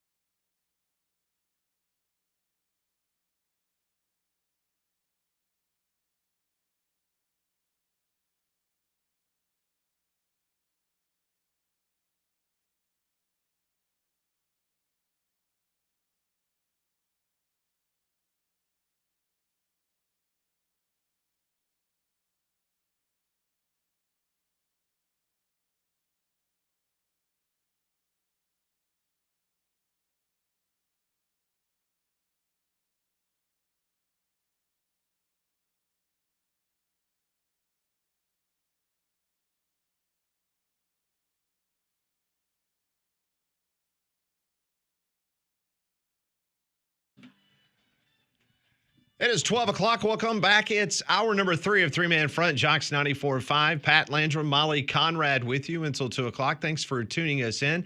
Take us along on your summer trips this year, whether it's to the lake, to the beach, family vacation. Download the Jox 94.5 app. You can watch us every single day. While you're on the beach. Yes. Luxuriating. Maybe Deborah from Hoover continues to listen on the Jox 94.5 app as she does a lot of traveling. Haven't heard from her in quite some time. I hope she is okay. I Cooler, miss her. beach towel, sunscreen with SPF 30 or higher, and the Jox 94.5 app. Yes. Take us along wherever you go. Some sad news to report just coming out in the music world. Brian Wilson, the brilliant musician, known for the California teen lifestyle in a series of 1960 hits by the band The Beach Boys, has died. He was 82 years old. In a post shared on Instagram, his family announced Wilson's death. We are heartbroken to announce that our beloved father, Brian Wilson, has passed away. We are at loss for words right now. Please respect our privacy at this time as our family is grieving. We realize that we are sharing our grief to the world. Love and mercy. From 1962 to 1966, the Beach Boys racked up 10 top 10 hits and 7 more top 40 chart entries for Capitol Records, most of them written or co-written and produced by Wilson. Their popularity during this period was rivaled only that of the English label mates, the Beatles, whom Wilson came to view as artistic rivals. So in the 60s, you had the Beatles, and then you had the California sound of the Beach Boys. Wilson went on to push the boundaries of rock's possibilities with a string of mid-60s feats with his band, the lush and affecting 1966 song Pet Sounds, the dazzling complex 1966 single Good Vibrations, and the long mythical, tragically scrapped magnum opus Smile. That had a good sound, man. Oh, yeah, just feel-good music. Mm-hmm. And some of their later hits. When did one of the Aruba, Jamaica? 89, 88? Look me up on that. Was that right around the time that that Cocktail came out? Was that in? That was in Cocktail. That was in Cocktail. Yes, Okay. that was on the soundtrack. I think it was 88 or 89. 88. 88. Yeah, they created the most famous fictional island of all time. Yeah. Travel agents around the world was calling left and right. Like, I want to go to this place. Kokomo is actually there. Only certain people can see it. It's a state of mind. Some people can see it. It's like the North Pole. It's like, I don't see anything. You just have to believe. Did you know that Kokomo is a city in Indiana? I've heard Well, that. that's what they were talking about. Yeah. Don't they race? No, it's Pocono. Yeah, it is Pocono. Close enough. There's your NASCAR minute. Yeah, close enough. Sorry. Hey, don't they have a race at Kokomo? They should. They should. They absolutely should. And don't forget about his daughters, Carney and Wendy, part of Wilson Phillips. Yep. Famous group. So, Well, that's sad to hear. yeah. Brian Wilson, one of the Beach Boys, one of the founders, passed away at the age of 82. 82, though. I don't know what his lifestyle was, but I can imagine there in the 60s and 70s and well, even into the 80s. Probably. I feel like 82 is probably, he probably had a pretty good life. I'm with you, Conrad. I feel like 82 is. I mean, it's still sad, but I mean, It's very sad. Certainly feel like he lived a very good life. Mm-hmm. I'm just reading you from the Variety article about his life. It says, however, Wilson fought off his demons and opened a bright second chapter in the late 80s, cutting a string of solo albums. He obviously admitted to drug use and other things during his lifestyle, but he was Didn't he able deal to- with a lot of depression? Am I getting him confused with someone else? Where there was a period of time where he didn't go outside. He just passed. I shouldn't speculate, but thought that maybe he dealt with that. But I'm sure a lot of folks in that line of work and just a lot of folks in general deal with that. Yes. Also on the program today, we have discussed the ongoing NCAA. What is going to happen now moving forward? Charlie Baker gave a speech yesterday saying that the NCAA was on the verge of bankruptcy, that if things had not worked out just right and Judge Claudia Wilkin would have granted the settlement, they would have come to some very difficult choices, including bankruptcy. Well, you had to find that sweet spot for the settlement, right? Where you knew that everybody was going to get paid. Bankruptcy does no good if nobody gets paid. Mm-hmm. Very much so. Yeah, $2.7 billion looks a lot more palatable than $12 billion, though. It sure Absolutely. does. And bankruptcy. And we just fold in the Yeah, tents yeah. and turn the lights out in our office. Yeah, here and in you're on your own. Indianapolis. Yeah. Good luck, college athletics. Yeah. It's been a good ride. See, at that point, We would be screwed. I'm going to go ahead and tell you, we would be Well, screwed. that's what I'm saying. What happens with the tournament at that point? We would be screwed. Because that's the first place that I would go. College football is already kind of separated, but that would be rough. Speaking of college basketball, we also discussed new rule changes that will go into effect this next year, including basketball coaches will now be able to challenge at least one play per game. That's huge. Coaches can challenge out of bounds, basket interference, goaltending, and the secondary defender in a restricted area, the little arc underneath the goal. They will also get another challenge if they are successful with their challenge. If not, you lose it. Officials cannot conduct video review now going forward on out-of-bounds calls unless, through a coach's challenge, NCAA officials can use replay for timing, score errors, shot clock violations, 2-point versus 3-point field goal attempts, and flagrant fouls.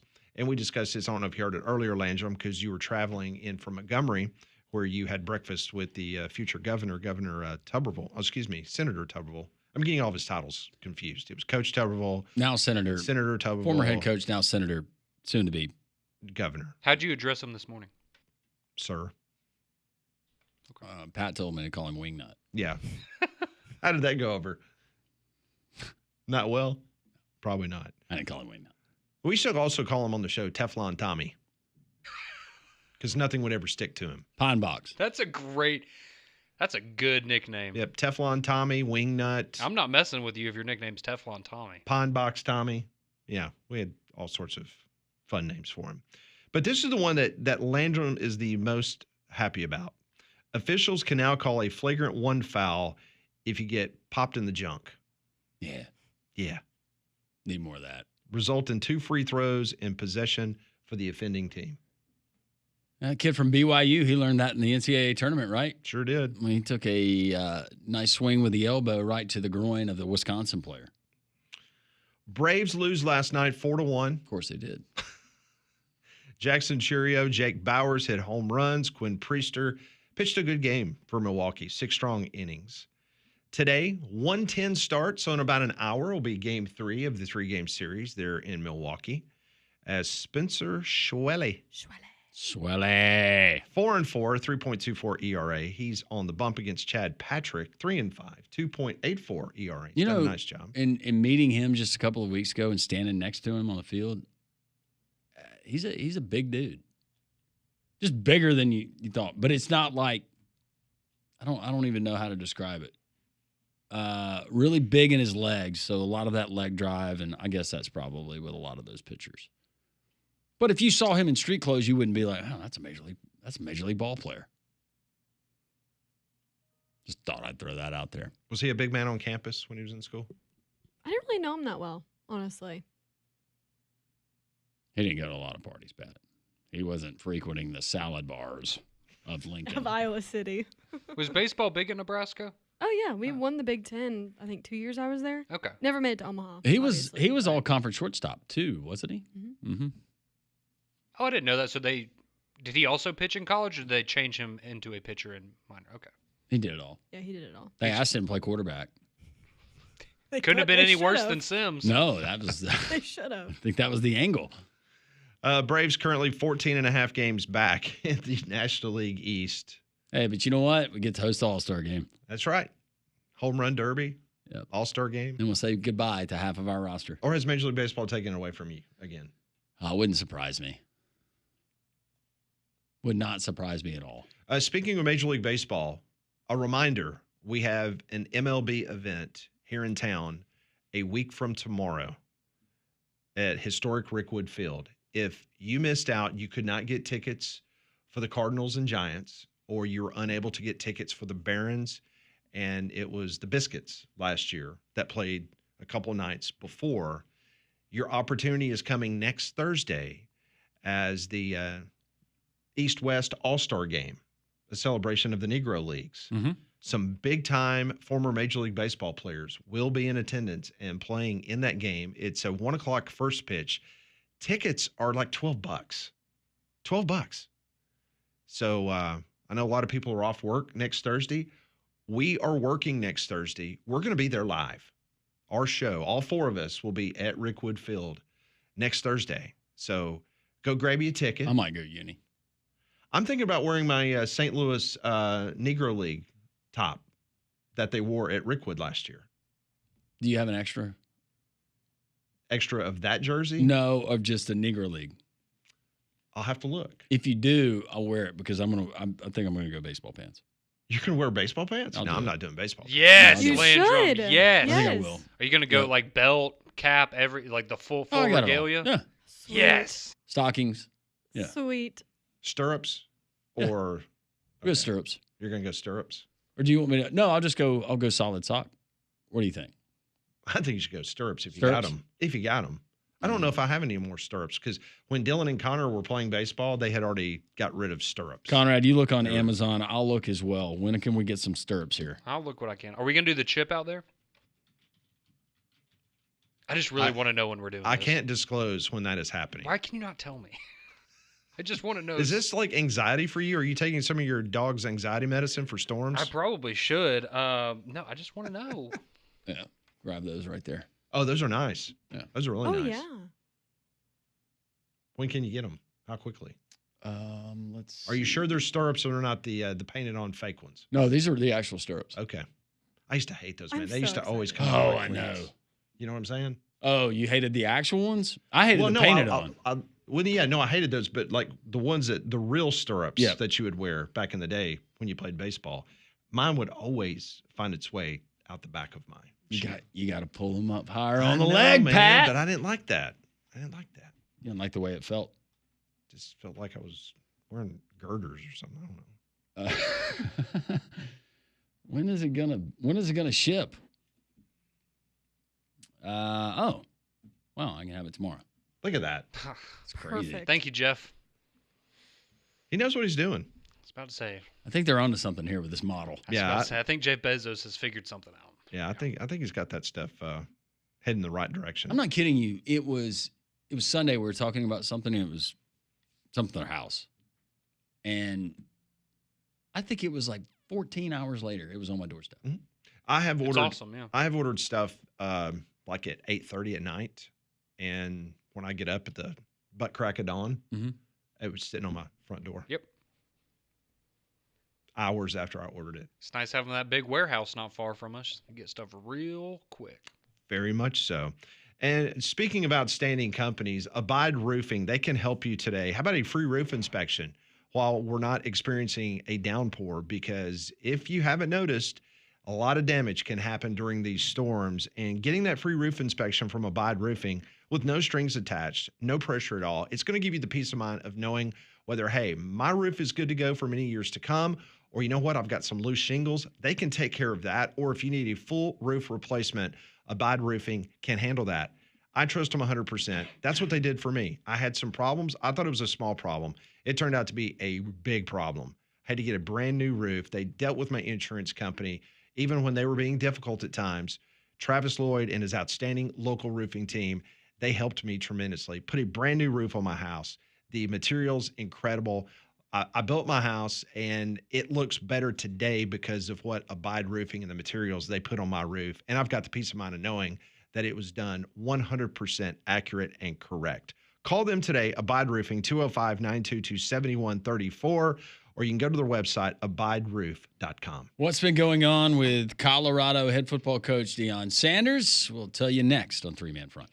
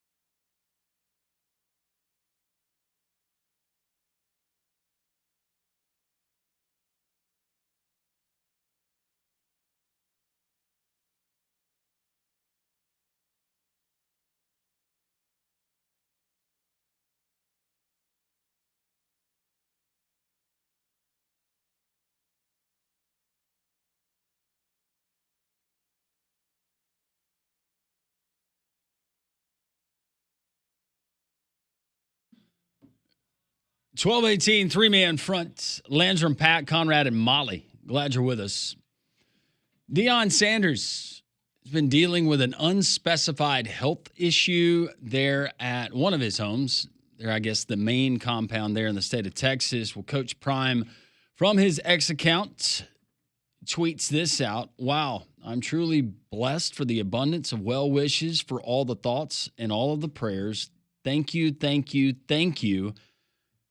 Prayer hands. I can assure you all that everything is okay and will continue to be so. God got me like no other. I have so much more work to do to glorify God, so please believe God got me. I'm excited to get back to Colorado to be at home with my staff, team, and all associated to our program. When we arrive back to Boulder, you will be updated on everything. Until then, I'm coming, baby. Hashtag Coach Prime.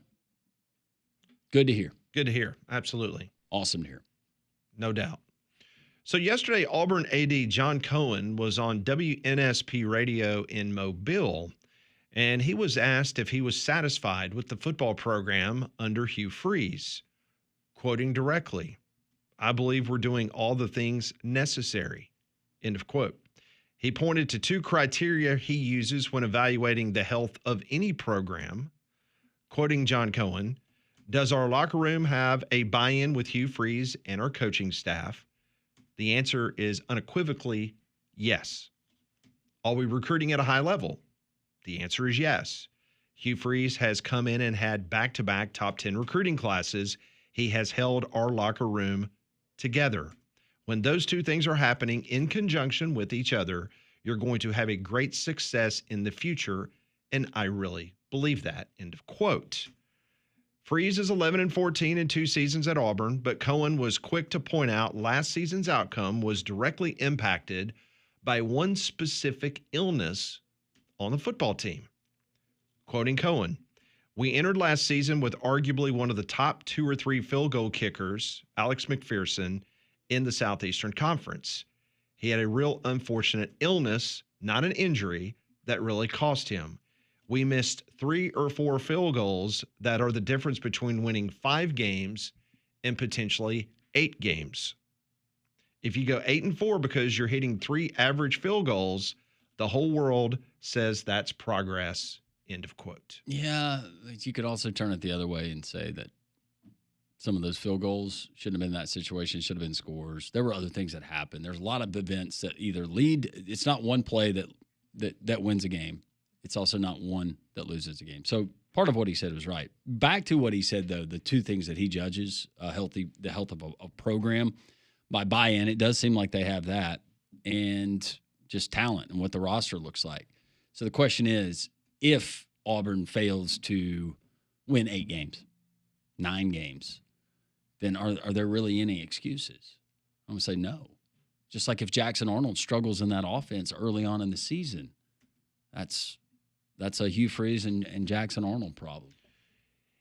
Listen, there's no doubt that if Alex McPherson would have been healthy and had not had that illness, definitely the special teams area of Auburn football would have been improved. Well, I can think back to Missouri game, Oklahoma game. I don't know. There's another one in there that. But there were other problems on this football team outside of Alex McPherson not being your field goal carrier. I was kind of surprised that John Cohen kind of centered in on that, using that as a legitimate area or an excuse some people will view in regards to why they did not win 8 ball games. Yeah, well, and you brought up Oklahoma, and I think a lot of people for that game, they go, why are you passing the ball in that situation late in the game where you throw the pick 6 and that's how you lose that football game? So would special teams maybe have played a factor in that game? Sure. But I think most people are going to circle the coaching decision and the play calling is the reason you lost that game. Yeah, I would. That's just one specific example. If it was me, I would not have pinpointed a specific position because that's going to get picked apart like people like us, and rightfully so. But yeah, they could have been helped if he'd have been out there, but they could have been helped if you don't throw the ball to the other team or costly penalties or why are you running the ball right there? was about to say, if you were better overall offensively, then those field goal opportunities would have led to touchdowns, and then we're not having that conversation. So Alabama would have made a college football playoff had Jalen Milroe played out of his mind in the Oklahoma game. Or if Ryan Williams' catch in Norman, Oklahoma's rolled a touchdown, or Alabama makes a field goal in that Oklahoma game, who knows what that outcome would have been. Hey, you make a field goal in 2013, you're probably winning 3 straight national championships. Yeah, a lot of what ifs. Yep. Diego Pavia had a stomach virus. What if he had a conscience? Because that man's unconscious on the field every Saturday, and that's why no one can beat him. So Athlon Sports, they love to give these anonymous quotes from coaches around the conference and college football. This was the anonymous coach comments for the Auburn Tigers. Watch out here. They finally have a quarterback who can run Freeze's system, and they've done some really impressive work in the portal. They're not an elite team by any stretch, but this is the most complete roster Freeze has put together since he got there. End of quote. And then another quote was, I think this is a turnaround year for these guys, and they're definitely bowling. You better be. That's it's a low bar. Well, there will be 86 teams in college football that will be participating in bowls. I think that's the number now. I sure hope you're going to a bowl game. Well, you weren't there last year, so. Improvement. And the one you saw 2 years ago, nobody showed up, and Hugh Freeze admitted he didn't have any idea what they were going to do against Maryland. So if you're looking at the current point spreads involving Auburn, so they're a 2.5-point favorite at Baylor. It's going to be a blackout in Waco. Auburn is a 2.5-point underdog at Oklahoma. They're a 24-point underdog versus Georgia. Good grief. I'll take Auburn plus the points at Jordan Hare right now. That seems a little rich. Auburn is a 10-point underdog at Missouri. At Missouri? At Missouri, they're a 10-point underdog? Well, Missouri comes to Jordan Hare. Was this last year's? No. Well, they played in Columbia last year, so Missouri would be coming to Auburn. Yeah, it should be at. But Jordan. a 10-point favorite? I'll have still, to double check that. There's no way.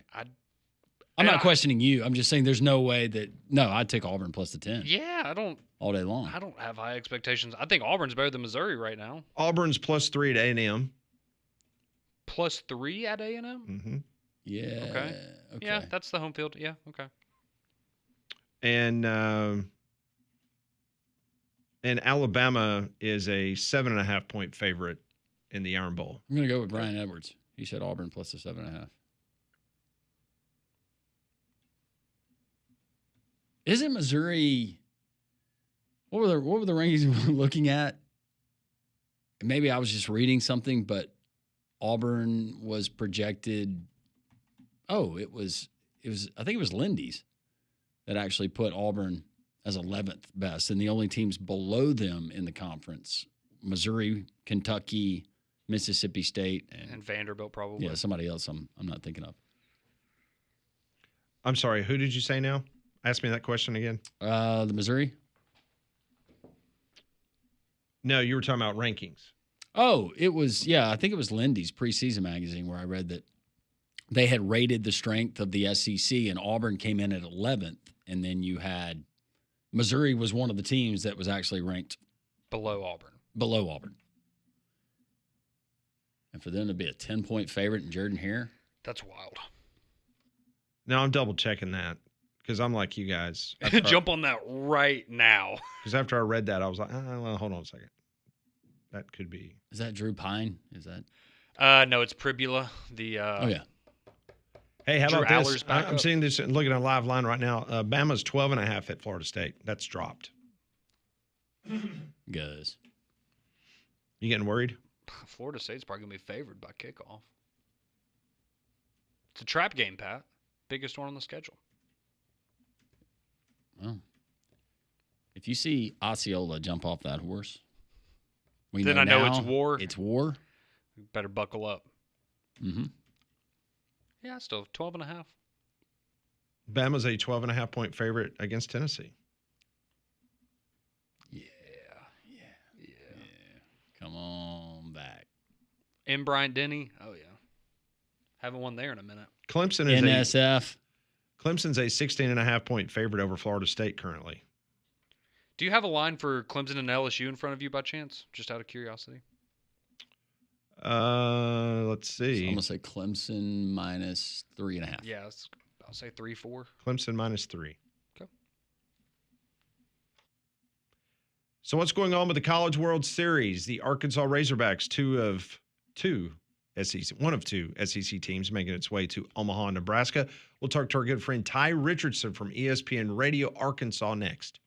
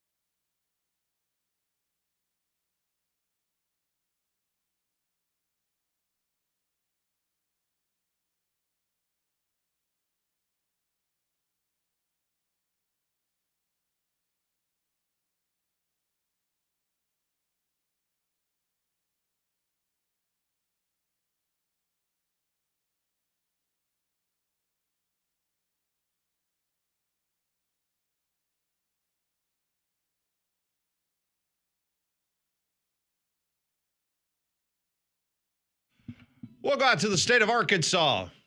Ty Richardson is going to join us from ESPN Radio in Arkansas. He is going to be jumping on a plane tomorrow morning heading to Omaha, Nebraska as the Arkansas Razorbacks, one of two SEC teams representing the conference at the College World Series. They'll be taking on the other SEC team, the LSU Bengal Tigers, coming up this weekend. And we will talk to him momentarily and get his take on Dave Van Horn and the wonderful Arkansas Razorbacks taking care of business against their hated rivals in the Southeastern Conference, the Tennessee Volunteers, as they took out Tony Vitello in a sweep over the weekend there in Fayetteville, Arkansas. So We will talk to Ty and probably maybe get a jab in or two about his golf game because Conrad and Landrum lampooned him yesterday. I did not. About him shooting 130 at Now, you Oakmont. need to put that in context with what we had just heard. I think that anybody would have a hard time breaking 130 based on – if Doug Bell says that he couldn't break 100 on that course.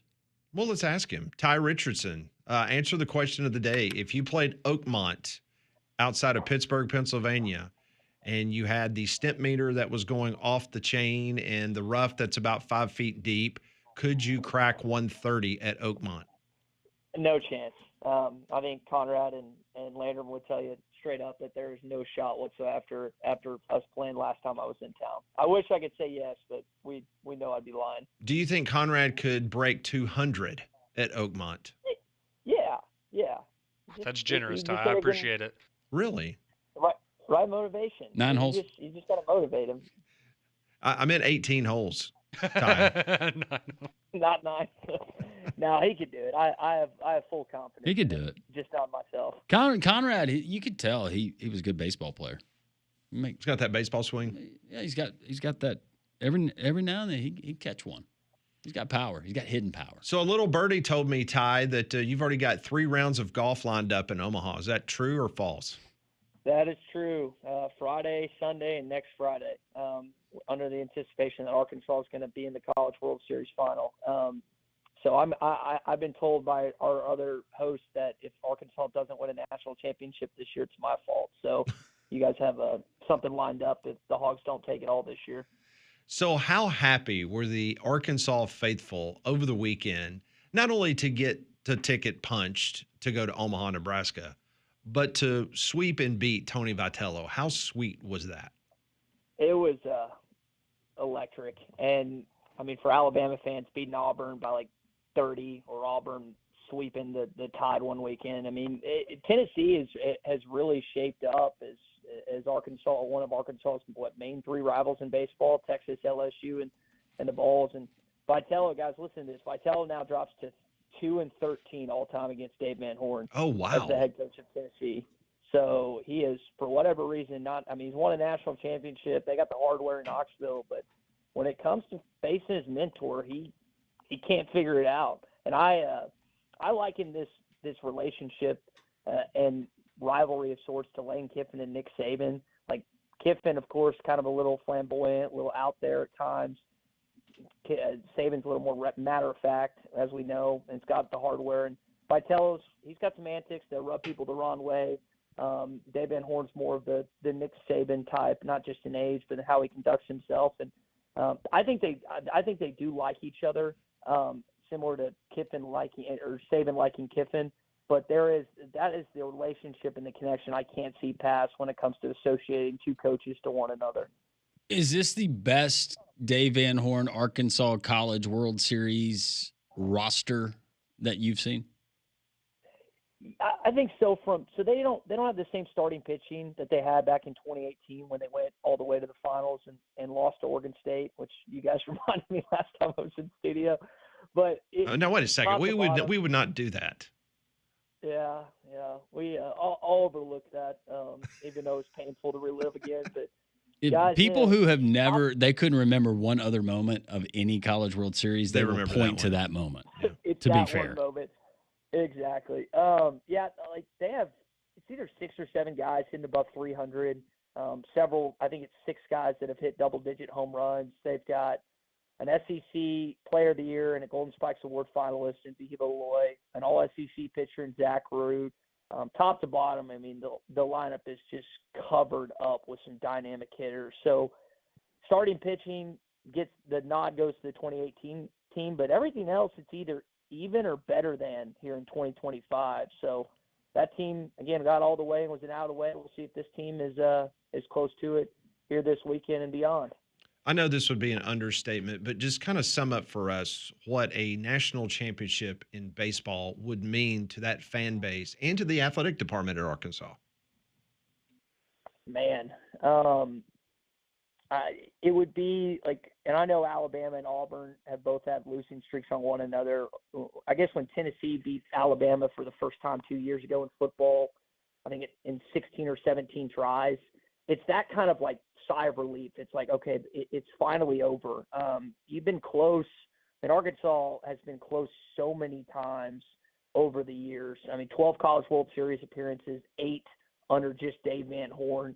Coach DeBryan took a team back in 79 all the way to the finals. They lost to Cal State Fullerton. They got to basically the equivalent of the third place game back in 1985. And then this Arkansas got all the way to a game away from beating Ole Miss to the finals in 2022. So the term relief was used a lot post-game by Dave Van Horn, and I think in a certain sense Arkansas fans would feel that same way if things got all said and done by, I think it's June 24th is the Monday of the champion, or the 23rd, I should say, if they found a way to close out that game 3. Ty, I'm assuming you've been to Omaha, a couple of times before, right? Mm-hmm. College sophomore back in 2015, and then 2022. It's a lot of fun. It's a good time.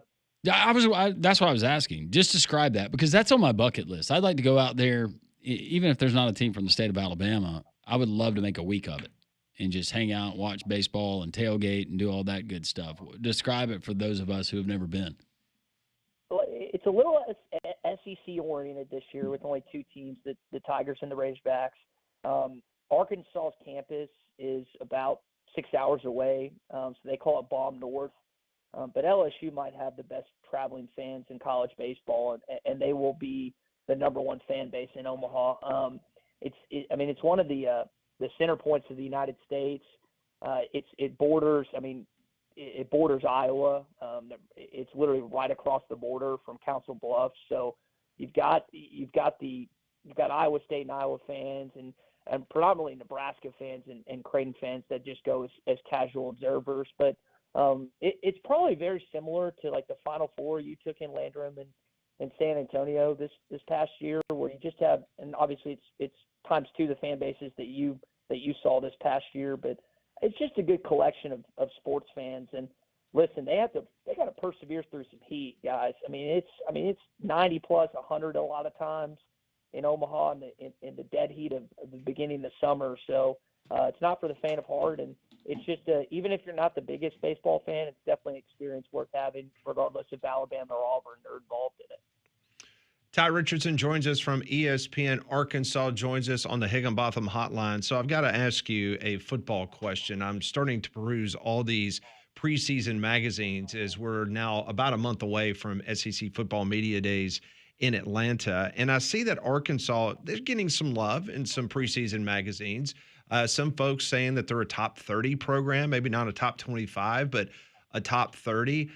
What is the general expectation, Ty, for you and the others that cover this football team going into 2025? Where do you see Arkansas falling in the mix in the SEC? Like 6-6, and that's such a bummer. But just kind of around there. I can't see them. They avoid Alabama and Georgia for a second consecutive year, but Baton Rouge, Knoxville, you got to go to Austin and also Oxford. So you can't necessarily pencil in a win on the road. And guys, they have non-conference games against Memphis and Arkansas State, who they've never played. So that'll be a dynamic. Plus Notre Dame coming to town. I would be extremely surprised and ecstatic if they got 7 or more regular season wins this year. I think it's closer to 6-6. How long do you think Sam Pittman wants to remain a head coach in college football? Whew. So he just got that new hip, and I know that he's walking nowadays. There's a good article from Pete Makos at On3 talking about just, I guess, him being reinvigorated to a certain degree. I want to see how this House settlement shakes out come July 1st for not just Sam Pittman, but a lot of college football teams moving forward. The Razorbacks actually, when NIL was enacted back in that same date in 2021, they had their best season under Pittman. They went 9-4. Traylon Burks went off that year. He had a great game against Alabama, but Bryce Young and ripped him up for like 564 passing yards. So I think Sam Pittman is wanting to see how this new era works with the House settlement. But kind of like Coach Saban, at some point he's going to go to the lake house and retire He just wants to do it on his own terms. So I can't see it being more than 5 years, and it could be shorter than that. What's the short hot board list of candidates should that happen if he's gone at the end of the year? Who are some of the hot names you hear among your listeners and Hog fans? Man, that's a great question, Landrum. I mean, you always go to Arkansas connections like Barry Lunny Jr. and Dow Loggins, who's at Appalachian State. Lunny's at Illinois offensive coordinator, unless he's changed jobs, and I don't know. Drink's got Arkansas connections. Kiffin was apparently almost hired, but I don't know how attractive of a program Arkansas is in 2025 for coaches that don't have a Razorback connection. I got a name. I know Joe. Yeah. Jeff Traylor. Well, so the deal with him, and like UTSA has been really, really good since he got there. He's a legend in that state in terms of high school football, but he's still got the Chad Morris stench. And there would be boosters that would not allow that to happen because of this connection to Chad Morris. And that might not be fair, but it's reality. Now, nothing that I've seen from Jeff Traylor resembles anything that I saw from Chad Morris. With all due respect, as a head coach. He is Ty Richardson from the great state of Arkansas. You can see him at your local municipal or private club. He'll be on the tee box or making the turn. Have fun in Omaha, Ty. Safe travels. Hit them straight, and text us with your scores from every round. All right, will do. See you guys in a month. Don't try and get out of karaoke. I don't care if you guys are a little older than me, Conrad, and the rest of the squad. Yes, Ty, we got to start now. Me and Pat aren't doing the weird stuff with y'all, though. Okay. All right. We'll see you. All right. That's our buddy Ty.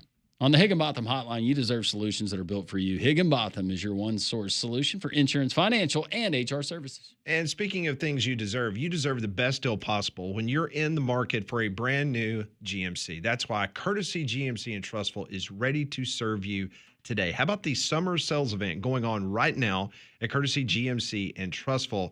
The savings are hotter than ever. I'm talking about right now. How about $15,000 off the luxurious Sierra Denali Ultimate? How about $11,000 off the rugged AT4X with the largest selection in Birmingham? You're not going to find them anywhere. Plus, they've got over 30 certified pre-owned vehicles on the ground priced to move. They've got 9 acres of inventory right there off of I-459, exit 32. Can't miss it. It's right next to Lowe's. Courtesy GMC, they're ready to make the best deal right now on all these brand new GMCs and those pre-owned vehicles they have on the lot. Don't wait. Visit them online at courtesybirmingham.com. You can compare and shop and save by looking at other dealerships because no one's going to have a better deal on a GMC than Courtesy GMC in Trussville. Their website, courtesybirmingham.com. Some other egregious season win totals that Vegas has put out for college football teams. Next on 3 Man Front.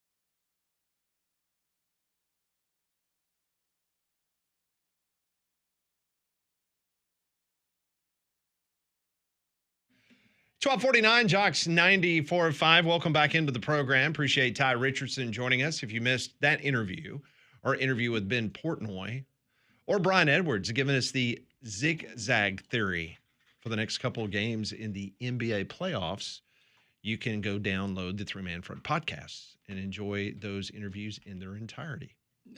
Charles Huff, his departure there from Marshall and taking Southern the Miss. Southern Miss job, Yep. and a lot of the guys that followed him. One of the egregious Vegas, in my opinion, the Vegas win totals over under would be Southern Miss listed at 4.5 wins. I would go over. Yes, I agree with that. I Go- mean, heck, he's taken the majority of the Marshall football team, right? Yeah. And I think their schedule's manageable. There's going to be obviously some good competition there in the Sun Belt, but I think that is one that folks can look at as we kind of get closer and start looking at some of these teams and potentially what they could do. Where are you on Mississippi State? I'm one day it's the over under win total is 3.5 for Mississippi State. One day I'm leaning towards 4 because we saw bright spots last year. There were times they were at least competitive. Now, how much better is their defense? And their defense heading into last season was going to be the weakness. How many guys they lost? Over under 3.5. If I was putting my hard-earned money on that wager, I would take under 3.5. I don't see a pathway for them to get more than 4. Or just more than 3. Well, more than 3, but I'm saying on the best of days, 4. I would take the under at 3.5. They open up with Southern Miss. Tell you what. Alcorn State, we'll give them that one. Northern Illinois, I'm going to give them that one. Are you? Mm-hmm. Hey, be careful. I mean, what happened earlier in the season last year in South Bend, Indiana? It's true. I mean, I would not. They'll be up for that game. Okay, there's 2 wins. There's We'll 2. give them the benefit of the doubt. Okay. I'm going to give them Arkansas. Okay. You're just really trying to get under Ty's skin these Yeah. last couple days. And I think I'm going to give them Missouri. There's Hey. 4. Hey, you're being benevolent. Okay. So they're going to get 2 wins in the Southeastern Conference. 2 wins. Okay. Be better on defense, and I think the offense continues to show progression. That's why I said I've been back and forth on this.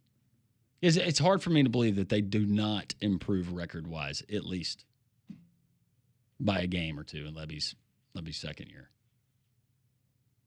All right, we'll put that one on the back of the stove. Let that burn. Let that simmer for just a little bit. Maybe Vegas will knock it down. Maybe they'll change it. 2.5. You'd still go Now under. we could talk. Now we're talking. No, I 2.5. wouldn't. No, I really do believe 3 or 4 wins. But if I were, Yeah, you're if you saying asked me- 3.5. You go under. Yeah, if you were asking me right now to bet their win total, I'm going under 3.5. Mm-hmm. Okay. I think a couple things happened. I mean, listen, last year they gave Texas a heck of a game in Austin. Yeah. I mean That first was, half, they were, yeah. It was like early third quarter before Texas kind of kind started of to flexed pull their away. muscle a little bit. But that was a good game. But man, And you lost your quarterback. I mean you're seeing a pathway that I don't currently see, but that's not meaning that you're right and I'm wrong, or I'm wrong and you're right. It's No, we're just- splitting hairs over a team that's going to be We're splitting hairs In over the worst team in the in conference. in the lower third of college football. And that's why I was surprised that Vanderbilt, according to Brian Edwards, not getting a little bit more love in their win total. Yeah, that is a little. I mean, it's at 4.5, which is the same win total as Kentucky. I would have thought 5.5. They'd be on that bowl. Mhm. You know, do you think they're going to make a bowl game or not? Would be a good spot for them to be. But I guess they're just not. And I mean, to be fair, I don't know if you can bank on it, but getting another big win like they did last year. Very interested to see where they end up when we vote in July. If they're still Because I think they'll be ahead of Mississippi State and Kentucky, but will they be ahead of anybody else? They will definitely be overvalued. By the media, you think so? Yes. Tomorrow on the program, Matt Moscona is going to join us. Yeah. Yes. Is he drinking whiskey and smoking a cigar? And we will get his take on Brian Kelly and LSU. Because you want to talk about a team getting a lot of love. I haven't been this excited for a guest in so long. Be nice to him when you call him. I'm always nice to Matt. Matt's a great dude. Good friend of He's a great program. guy. He's a great guy. He's always been so kind to us. Yep. Just because you hate LSU and you want them to lose. Don't be every screwing up our single friendships. game. He's our Tiger friend. We have a lot of Tiger friends. Bobby, Paul. Hour number 4. 3-man front. Right here on Jox 94.5, joxfm.com, and the Jox 94.5 app.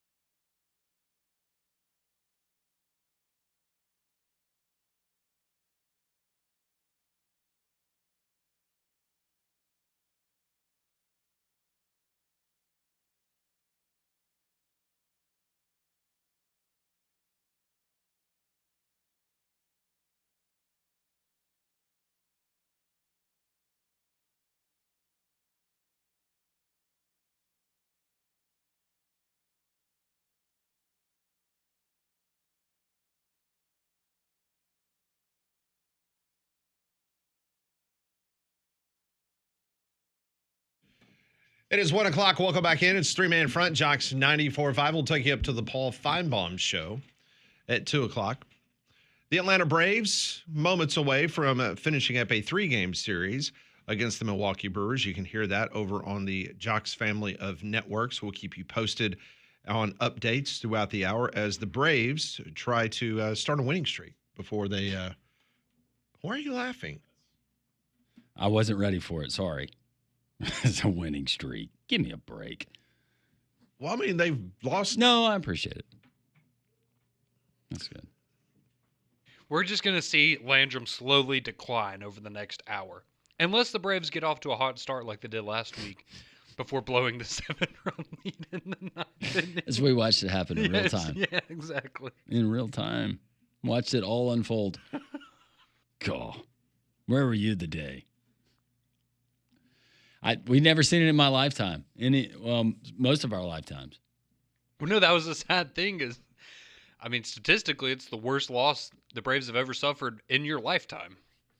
So hopefully not another one of those today. Well, your chance to own that dream home at the lake is here. Saturday, June 21st is the grand opening day of the Cottages at Smith Lake. Located on one of America's cleanest, most pristine lakes, the Cottages at Smith Lake is the area's first and only tiny home community. You got 50 acres of woodlands on a peaceful, quiet west side of Smith Lake, surrounded by the Bankhead National Forest. You got 120 home sites to choose from, each with beautiful lake views and your choice of custom cottages from 6 unique models. Don't miss your chance for the perfect lake cottage at the grand opening, Saturday, June 21st, presented by Joseph Carter Realty. Come out for food, live music, golf cart tours, and home sites. That's opening day at the Cottages at Smith Lake, Saturday, June 21st. Reserve your spot now. These are going to go fast. Or you can go to thecottagesatsmith.com, thecottagesatsmith.com. I encourage everyone just to check it out because if you've never been to Smith Lake, it's beautiful, and it is one of the cleanest lakes that you're going to find anywhere in the country, but also the convenience to Birmingham. It's a great time. I miss it. I wish I had never gotten rid of my place, but check it out for sure. So the Athletic, every single year, and we kind of bring this up on the show, they do these anonymous polls. They ask players in these different leagues. We see these anonymous polls in the NFL, even some college football coaches. Well, they have just come out with their Major League Baseball, anonymous Major League Baseball player poll. So they have polled all these players, and they've asked them some general questions. And I want to see if you guys, how close you would come to what that they have said in this poll question. Question number 1. Oh, nice. Hey. Takes me back this week in baseball. Twib notes. Remember that? Mel Allen. Yeah. Mel Allen. University of Alabama graduate. Yes. Longtime Yankees announcer. 135 players responded to this question across Major League Baseball. Which player do you most like to watch play?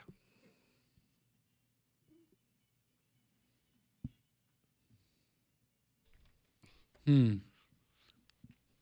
mean, it's Aaron Judge, right? Shohei.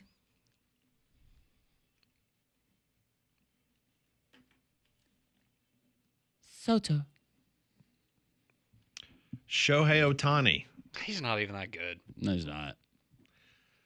Bobby Witt Jr. way is too number tall. 2. Yeah, I'm sure they're all dying to watch Royals games. All right, whatever. Ronald Acuna Jr. is 3rd. He's about the only thing to watch right now. Ellie De La Cruz from the Cincinnati Reds is number 4. Tall drink of water. Mookie Betts is number 5. Aaron Judge is 6. Wow, so they all enjoy watching players worse than Aaron Judge more than watching him play. That's fun. What an arrogant. Wow.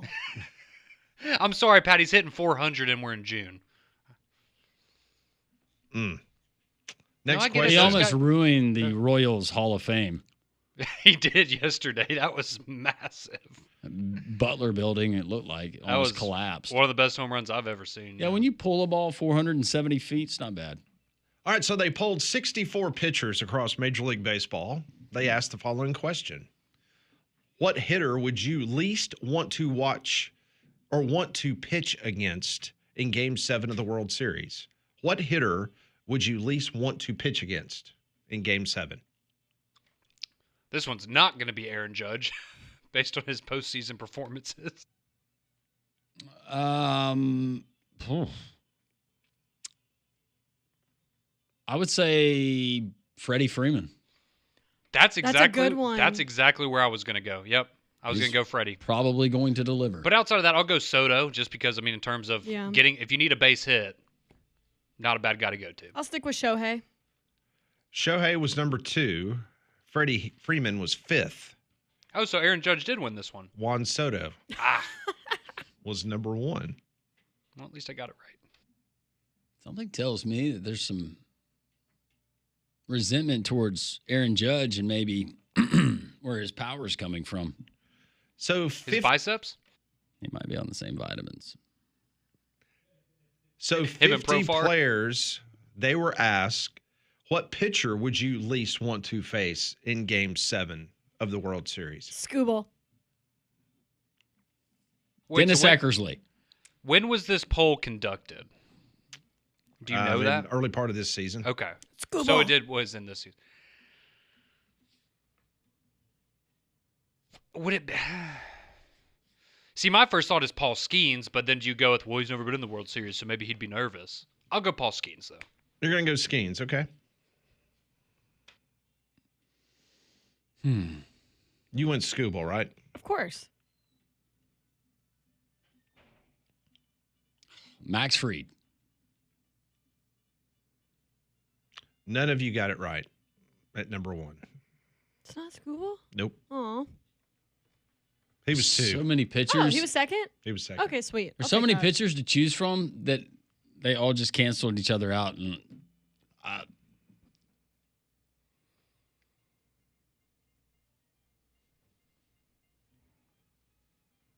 I just love the music. It's Me great too. music. Oh, it's great music. Coming in at number 1 is Chris Sale. Really? Yes. Okay. He was overwhelming. I just Really? assumed Yeah, it wasn't even close.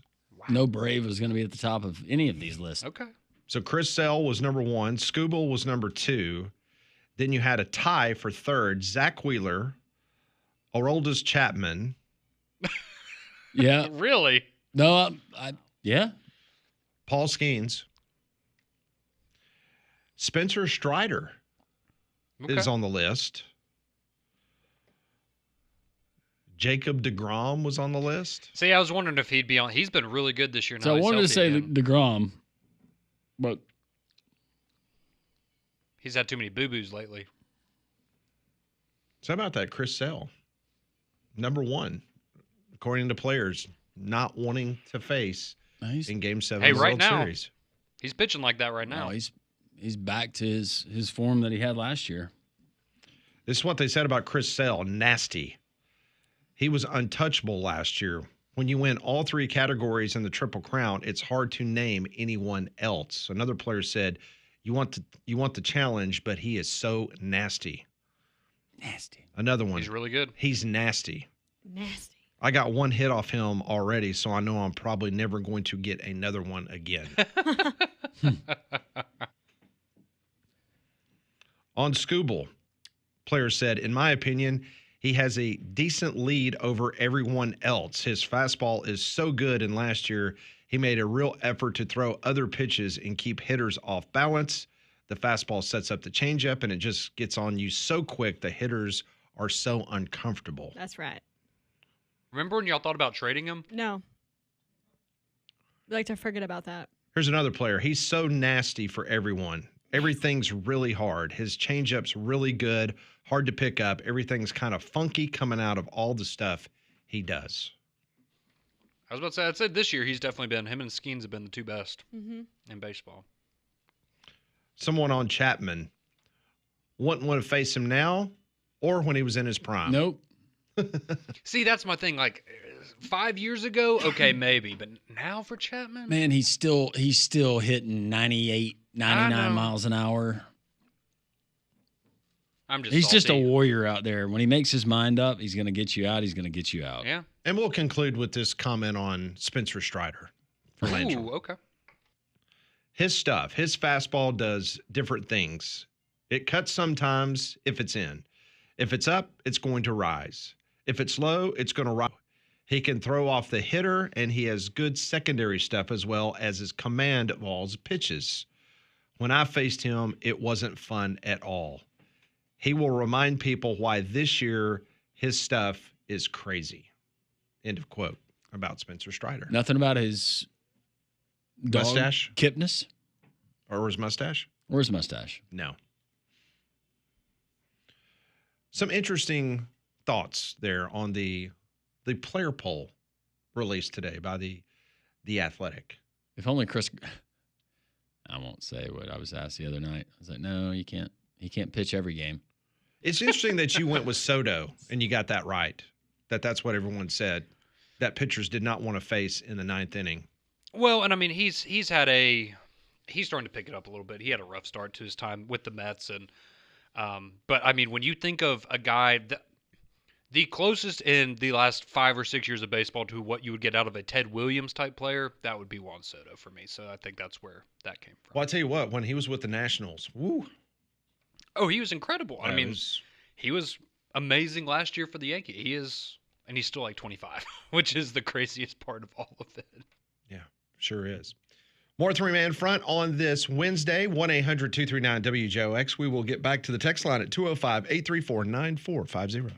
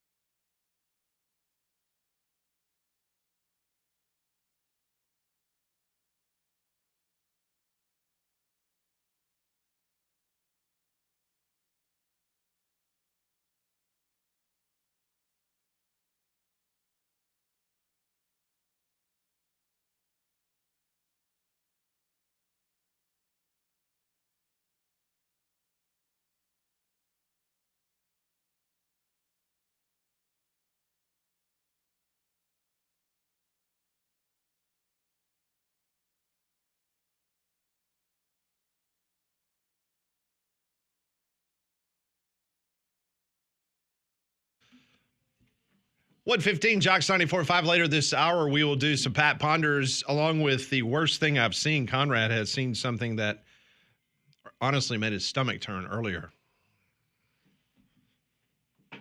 Yeah. It's bad. This is a tough one. No, this is bad. Really? For you? Yeah. Well, I mean, this just well, we'll just don't give it away. That's coming up a little bit later. Water can find its way into your crawl space of your home, bringing dangerous mold, mildew, and wood rot to your home. But APS can protect your home's foundation. Simply call them today at 205-951-9717. The APS crawl space encapsulation system, it can stop water, keep pests out, while lowering your energy costs. The engineers at APS, they can design a custom solution for your home. Go to their website, alabamaprofessional.com. Start protecting your home today with APS, established in 1977 to solve the most challenging issues around your home. That's APS 205-951-9717. The Jox text line is open. We love your interaction every single day on the show. 205-834-9450. Best way to get into us. Josh up in Huntsville. Thanks for listening. All of our friends up there. Josh text, my dream scenario, Gus Malzahn beats Bama and turns the FSU offense around. Arkansas hires him the next offseason so we can get Gus back in the SEC. It just means more. Let's go fast. Christy. I'd welcome Gus back. It'd be good to have him around. He's entertaining.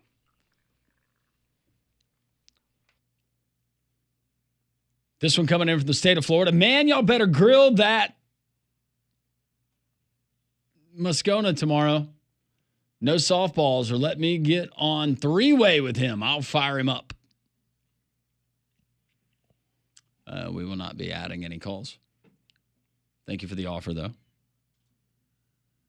Matt's very passionate about his LSU Tigers. He is. He's very passionate about trying to give Alabama the business. I was about to say he's very passionate about. And guess what? It worked. Dancing on because this guy graves just of called him particular a people. M-somethinger. Mm-hmm. Mm-hmm. Well, it's interesting. Speaking of LSU, and we'll get his thoughts on where they really should fall, because if you look at Lindy's, they've got LSU at number 5 in the country preseason. In the entire country. In the entire country. Preseason number 5, according to Lindy's. Athlon's has them at 7. Phil Steele, that we went over yesterday, their power rankings at 11. ESPN FPI's got them at 12, and Kelly Ford has them at 9. But yeah, Lindy's has them as a top 5 preseason team. So what's real? What's not? This one comes in going back to Southern Miss. Why was Jeff Bowers let go at Southern Miss? They haven't done much since. If I'm not mistaken, there was a death in Jeff Bowers' family. And then Jeff, I believe a year or so after, decided that he needed to step away from football. Was it 14 consecutive winning seasons that he had? Yeah, that was Southern Miss in their heyday, man.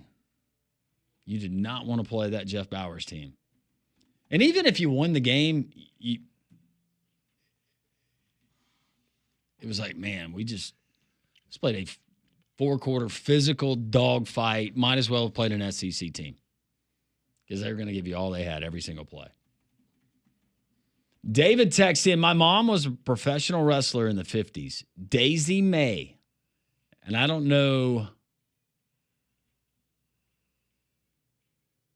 if you know what her finishing move was in the ring, but when I was a kid, snatching you up by the neck and wearing your tail out with her left hand swing did the final damage. Game over. And I'm looking at it right here. That's really cool. There she is. Wow. Mom was a professional wrestler in the 50s.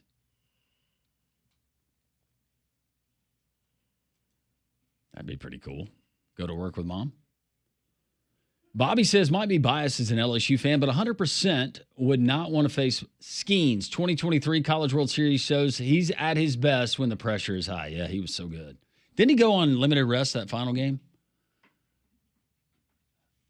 Thought he did. Excuse me, or the Paul last Skeens. time he pitched? LSU. Oh, yeah, in the World Series, yeah. Back to your Jeff Bauer. Yeah. He was he fired? He stepped away after Yes. his 17-year-old daughter Yeah. was killed in an automobile accident coming home from a high school football game. Oh, man. Oh, no.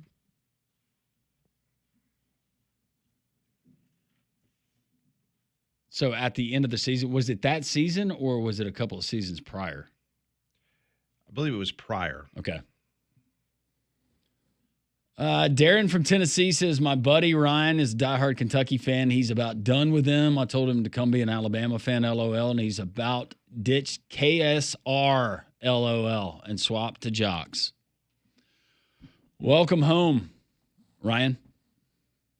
Welcome home. There's always room for one more Alabama fan. But you have to be all in. There's no, I don't know, maybe that's okay. No, you got to be all in. Matthew Seals wants a bracket for us to run at the number 3 man front, all Division I college helmets. Whew. That's a lot. Get to work, Molly. It's a lot Get of that graphic helmets. going. It's a lot of graphics for me. I can do it, though. Jody from here in Alabama says, Pat, bring the zero turn to my house. Mine broke down, so now I have to use the push mower like a caveman.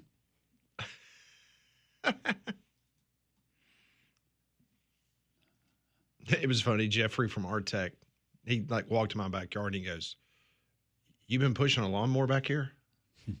Yeah. I have. Back to the tragic passing of Brian Wilson. Mm-hmm. This was discussed in a break. I don't know if we brought it up on the air. Brian said he hung out with Charles Manson.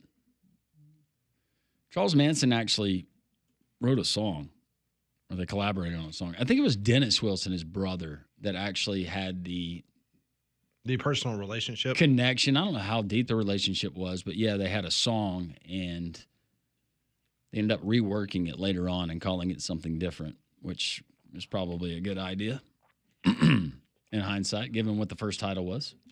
And the first title was named Cease to Exist.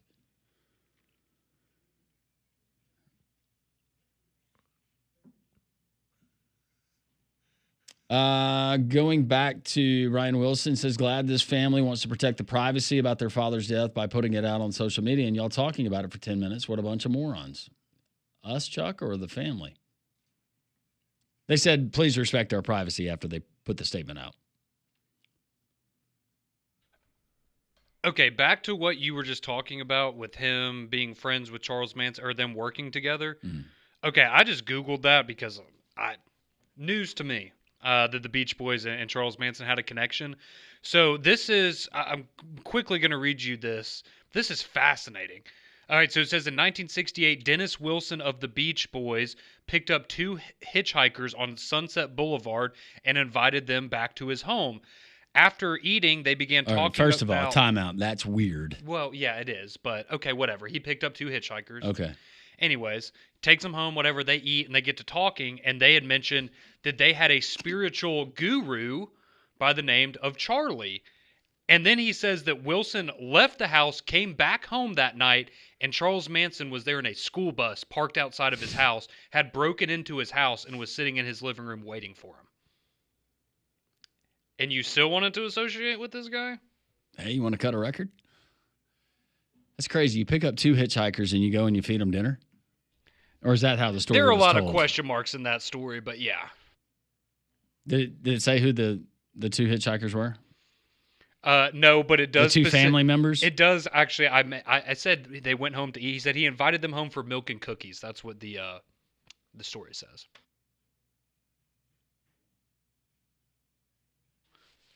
No, because there was a movie about the Beach Boys and they never address it, but they're there. And then all of a sudden, this guy who has a striking resemblance to Charles Manson walks in. To where they're recording or writing down stuff. And that was the only, through the particular movie or film or whatever, that was the only reference that was made. They never said him by name, but it was very obvious who they were alluding to. They were alluding to. Yeah, that's a wild story. Conrad, does Bama make the college football playoff this year? Yep. Take it to the bank. Conrad, the only hitter since Ted Williams that can be mentioned in the same breath as Tony Gwynn. Ichiro's next closest. Yeah, Tony Gwynn. I don't know, maybe you've seen it on where he's talking to a group of youngsters and he's talking about hitting. And he said, everybody's talking about the barrel of the bat. He said the knob of the bat. Make sure that goes to the zone. Everything else will follow. You're good. Tony Gwynn could just deliberately foul off pitches if a guy was high in his pitch count. This is a crazy stat. So Tony Gwynn and his career against Greg Maddux, Pedro Martinez, Tom Glavine, and John Smoltz struck out 3 times ever against 4 Hall of Fame pitchers. That's a guy, Game 7 of the World Series, game on the line. That's who I would want. Yeah, if you need a base hit. Yeah, All and I did not mean that Juan Soto is Ted Williams. I just meant of the current era of players, he would be the one that would be closest associated with that. Are they going to cryogenically freeze Juan Soto's head? Oh, I forgot he did that, didn't he? I forgot about This one that. coming in from Luke in North Carolina. Stoops had a good run, did a lot of good things, but at some point you have to acknowledge the program is trending in the wrong direction, going back to Kentucky. People put up with it when you're winning 8 games every year, not when you're winning 4. Man, we got a lot of run out of the Mark Stoops era, if it does come to an end. Paging John Summerall. Maybe. I'm sure his name is right there at the top. Well, after Matt Rule. Oh, yeah. Or Liam Cohen when he leaves the NFL and goes back to Kentucky for a 5th time. Yeah, exactly. 205-834-9450. Speaking of numbers, 5 is the magic number. Pat gives us 5 questions. We try to answer as a group. We have no idea what's coming next. We'll learn together. 3-man front and Jox 94.5.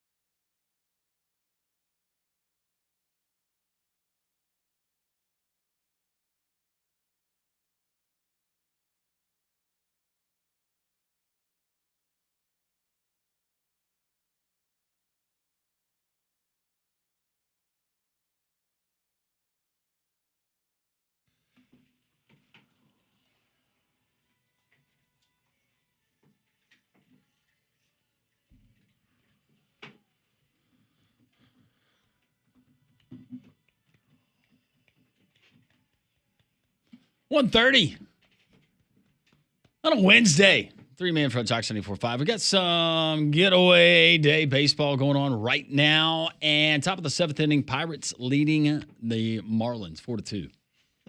This is almost, it will be tomorrow, will be 1 week since the Marlins were swept by the Colorado Rockies. Top of the 5th inning, Phillies leading the Cubs 6-1. And they head to the bottom of the 5th inning. Guardians leading the Reds 7-1. Top of the 2nd, Atlanta 2, Milwaukee 0. There you go. No score between the bad Jays, the bad Birds, and the good Birds. St. Louis and Toronto. They in the second?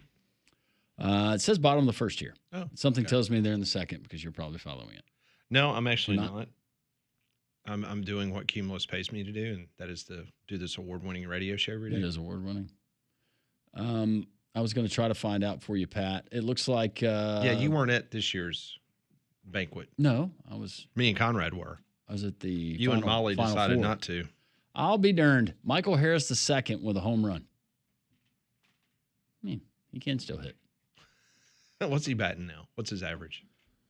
Oh, Pat, he is batting .236. Better than Ozzie Albies, who Albies is batting .231. Matt Olson is batting .237. No, they're at least they're consistent. Right behind Eli White, who's batting .240. Austin Riley, .283. And Ron Acuna is at .328, limited action. But He had 3 hits last night, right? yeah, he's good. We're going to keep him. You keep him healthy. I think he's Yeah. pretty good. Yeah. I think he'll be fine there. 1-800-239-WJOX, the courtesy GMC text line 205-834-9450. We'll do some Pat Ponders coming up in just a couple of minutes. We've been talking a lot about what's going to happen in the 2025 college football season once this House settlement goes into action. I saw this stat a minute ago, and this is pretty crazy when you take a look at what's going on in regards to these payouts. I told you about there's already been a lawsuit that has been filed in regards to a Title IX violation. You keep hearing the number $2.8 billion is going to be paid out. Would you like to take a guess how much money is allocated to women's sports of that $2.8 billion? The $2.8 billion. This is why they're suing. This is part of the Title IX lawsuit. Let's say $500 million. $400 million. Wow. So 2.4 of the 2.8 are going to men athletes. 400 million to females. So a group of female athletes are saying that that's wrong. And to be honest with you, I had no idea what that number was. I and didn't I either. felt like I was going really, really, really low. I No. felt like that too. No, I had no idea. But yeah. Also, and we will put this out on social media, ESPN and the SEC has just announced all of their football windows for the entire season. The entire. So you can plan out your fall. Not game times, but just like potentially Potential windows. where they could fall, because a lot of them will be what they call flex. Mm-hmm. But what we already know from the football schedule, like I said, we will send this out via our social media. I'm sending that to Molly now, and she'll get that. Or do you already have it? All right. We do have Pat Ponders that is coming up momentarily as we get some things sorted out. We appreciate your text, 205-834-9450. This one rolling in. My buddy Ryan is now listening, so y'all can help me make him an Alabama fan. Conrad will do his best. And the show Aquarius highlights connection with Manson and the Wilson brother. Anybody seen Aquarius? I don't think I have. Okay. 5 questions from Pat. We'll try to answer. This is what we call Pat Ponders. I want to know what you're thinking. Tell me what's on your mind. It's time for Pat Ponders. Brought to you by Courtesy GMC in Trussville. Get by and see their outstanding inventory and the best deals you're going to find this summer on a brand new GMC. That's Courtesy GMC in Trussville. All right, question number 1. the three of you participate in fantasy football. So my question is, when will you start your fantasy football season prep? When will you start putting things and looking at what you're going to do as far as your fantasy football team? Either day before or day of draft. Yeah, like the day before the draft. Oh, wow. See, I love that you asked this question because I had this actual thought last night. I said, man, I need to start getting ready for fantasy football season. No, I'll start doing mock drafts in probably a couple weeks. I give myself a good month and a half, 2 months before it starts to get ready. Wow. Oh, I love it. Love it. What I are mean, you I two love it too, but wow. doing? I think I finished first in the league last year. I did not do well last year, I but like I did well the year I like my before. recipe. Yeah, you did well last year. No, see, in fairness, I've done what Conrad has done before, but I feel like it's over prepping, and See, then I agree. even if things change, I'm dead set on I'm going to take this guy if he's available, and I would rather not have my mind made up on certain guys 2 months before the season starts. Yeah, I mainly like to do it because it gives you a good, I don't know, I feel like it gives you a good sense of like people that are maybe overvalued or undervalued. If you go through and do a couple, practice runs before you actually draft and you go, oh, well, this rookie wide receiver, everyone seems to love him. So, all right, maybe I'll back, you kind of find out who's too rich for your blood and who's going to be Now, I available will or go whatever. back and I'll look day of or day before at some of the buzz and some of the guys that, all right, well, he could be getting a lot more targets or how he's going to fit in this particular rotation. But no, I don't spend too much more I don't time on either. it. I feel like the more I spend, the worse I do. Yeah. All right, question number 2. Which is more surprising? Aaron Rodgers is still playing in the National Football League, or Aaron Rodgers being married? Oh, I the think it's- marriage one. Yeah, It's definitely the marriage one. being married. I liked how the guy asked him if it was a what ring, the health ring, the sleep ring. Yeah, it's a, Oh, the aura. Aura? yeah, aura Yeah. ring, yeah. I'm surprised. Surprised that He's so nonchalant about it too. I'm so interested in who it is. I know it doesn't matter, but just the kind of person that marries Aaron Rodgers, I'm very fascinated what that kind of person looks like, who they are. So if you watch the Aaron Rodgers Netflix documentary, Yeah, Enigma. Yeah. who were the ladies that were identified as friends of Aaron Rodgers? Oh, Do you remember that? Yeah. I'm trying to remember. Because I want to think that maybe one of them was maybe someone he was seeing. That may be his new wife. Well, because we were talking about this in a break, and I know it for ain't a while, Danica. he was, yeah. No. She didn't have nice things to say about him. Or Shailene Woodley. But there was one point where he was dating somebody that was But do you remember the scene I'm very talking about? spiritual guru kind of person. Brittany. There you go, Brittany. Do you remember the scene I'm talking about? Yes, I do remember okay, but you Wasn't think there- it may have been one of them. There were two ladies that I think that was involved in the yoga or whatever that other mess he's Yeah. involved with. The ayahuasca stuff? Yes. Yes. Yeah. So I'm just curious if It very well may be. it might be both of them. That would not surprise me one bit either. No, I'm serious. No, I'm not saying that to be funny. that would be. Wouldn't shock me. He's very unique. So we don't know Brittany with an I what her last name is. I think he said it on the Pat McAfee show. Yeah, but he just said Brittany, Yes. and he talked about ordering her Christmas present. Yeah. I'm just trying to see if there's any buzz out there about who it is. Does Jordan Hudson have a sister? All right, question number 3. Speaking of Jordan, on this date in 1913, Hall of Fame coach Vince Lombardi was born in Brooklyn, New York. Bill Belichick has playfully suggested that the NFL change the name of the Super Bowl trophy from Lombardi to Tom Brady.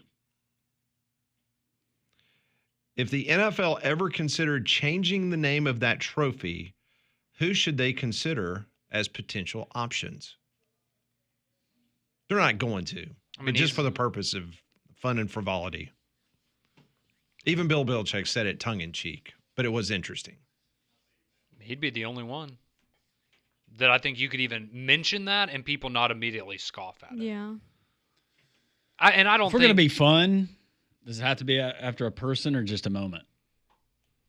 Nip slip. The nip slip. Nip slip trophy? Oh, yeah.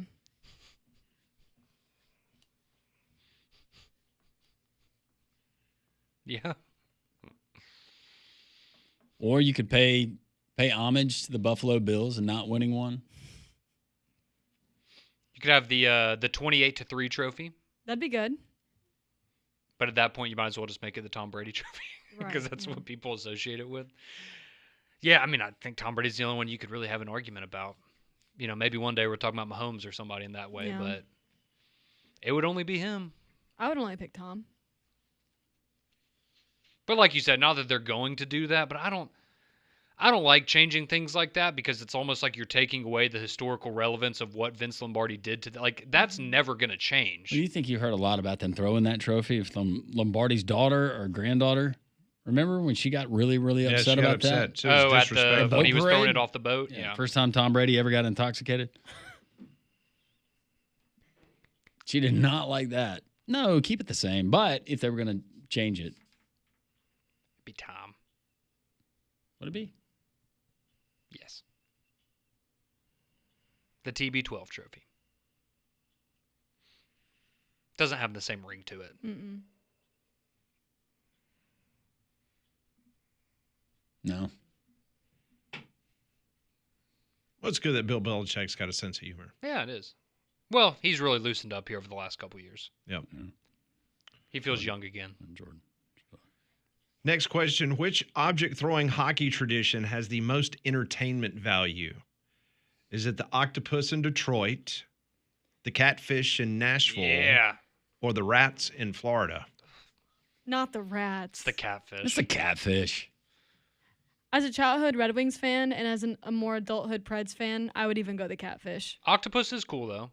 And calamari? I love the octopus one. I like calamari. Yeah. Fried calamari, fried catfish. Which one?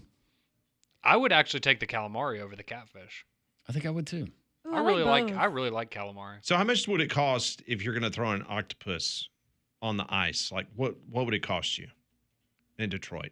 Like you just want to go Like and- how to buy an octopus? Yeah, you buy one, you bring to Yeah. the arena and you throw it. Like how much is that going to cost you? It's a good question. What does an octopus I know go you for can these get days? catfish pretty cheap, but Yeah, I'm just well, yeah, curious it's- what an octopus would cost you. Yeah, and where do you just go and buy that? There's all kinds of markets. And obviously the rats are not They're not real rats. dead rats, they're plastic rats. Yeah. Let's see. I think just down the way there, Super Oriental Market. I think you can get some there. Oh, yeah. How much?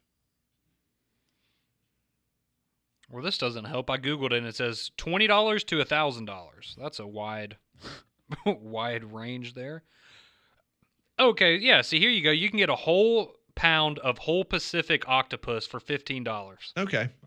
What'd you say? A whole, how much? A pound? Pound. Is that chopped up or is it the whole octopus? It looks No, like you it's gotta just throw the whole like thing. laid out. Like it's, Yeah. got its tentacles. Yeah. Oh, you could buy a baby octopus for $19.99. Perfect. Throw that on the ice. Amazon, can I get that tomorrow? Yeah. That's if you just want a snack. Well, I mean, that's going to be part of the chip challenge. He'll eat some of the octopus. Ooh, it only has 2 stars though, so you may want to avoid it. No, you would be avoiding it, not me. I'm I'm not eating it. That's No. a good point. No. That'd be you. You could put all the panko on that thing that you want. No. You can get some Spanish octopus tentacles. Mm. A big old box of them from Meat and Bone. Never ordered from there. Yay. That's today's Pat Ponders, brought to you by Courtesy GMC in Trustful. Goodbye and see them off of I-459 exit 32. Conrad has apparently seen something horrible, very disgusting. Hopefully he will relay it to us next, the worst thing that Conrad has seen.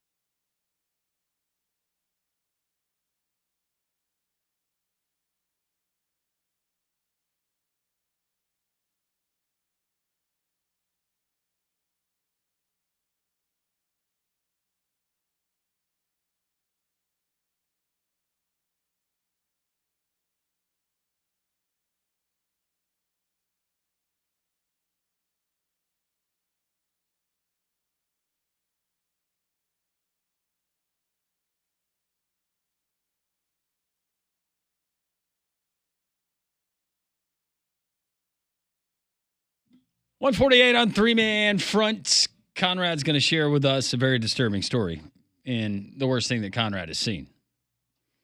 We do have Prize Picks. We have professional basketball. The finals going on tonight in Game 3. Our friends at Prize Picks, great way for daily fantasy,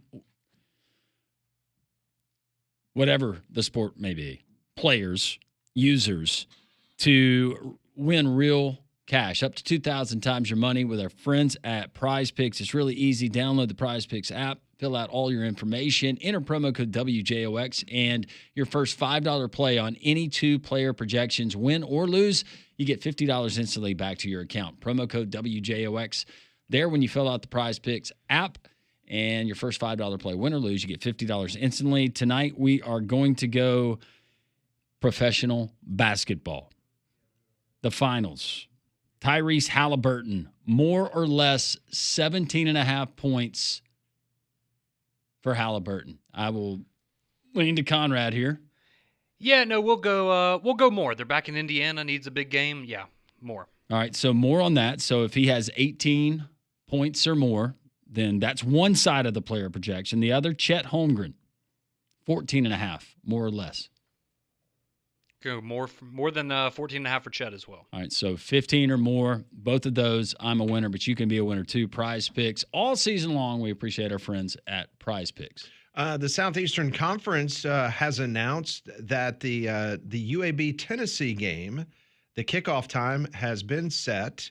That will come up on September the 20th inside Neyland Stadium.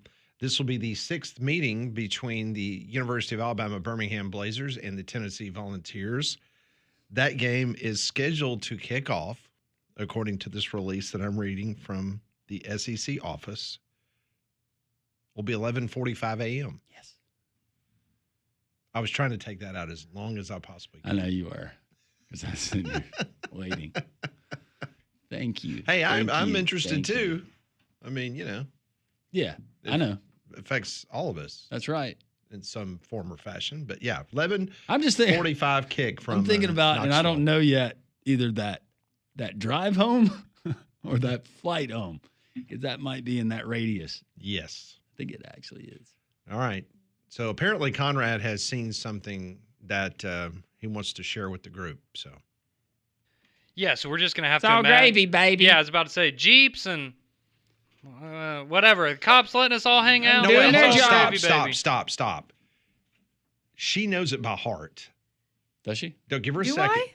Oh, you mouth it every time. Yeah, but that that doesn't mean I know it without it playing. Okay, just give Just her a try second. it. Just try it, Moss. Yeah. Dun, dun, dun, dun. Oh man, what is it? Law enforcement's done Doing their jobs. Doing their jobs. But as long as people are doing their job, then I'm all gravy. It's something like that. I cannot believe, seriously. I can't do it if it's not playing. Like every time, ever since she's started working here, like when we've done it. Like That's like she- most songs for me, Molly. Same. If it's not It's playing. because she got put on the spot. Yeah. Yeah. Jeeps and what's the other one? Jeeps and Sand See, I or don't something. know why I can't even Jeeps think and of it Skeet. Oh my god. I was thinking about the I know what you were thinking about. clay pigeon variety. Does that mean something different? I think it does. That might have been the worst thing that I've said. Not on purpose.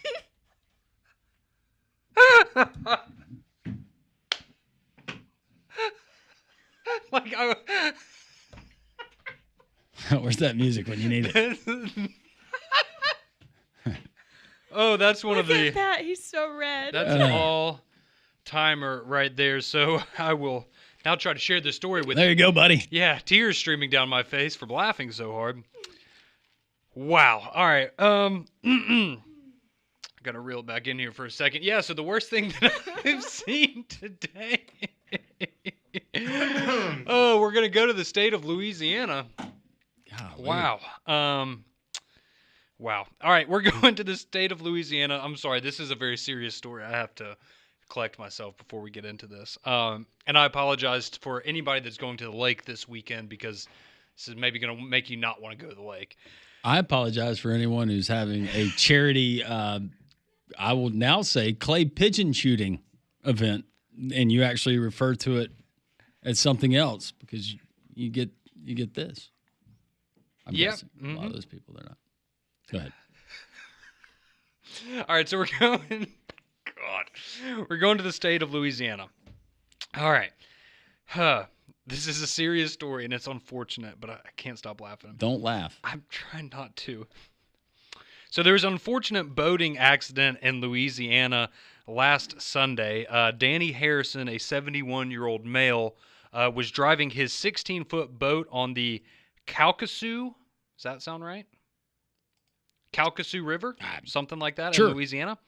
And this is according to Louisiana Wildlife and Fisheries spokesperson Adam Inc. And unfortunately, while out on his boat, he hit an object, which then threw him out of the boat.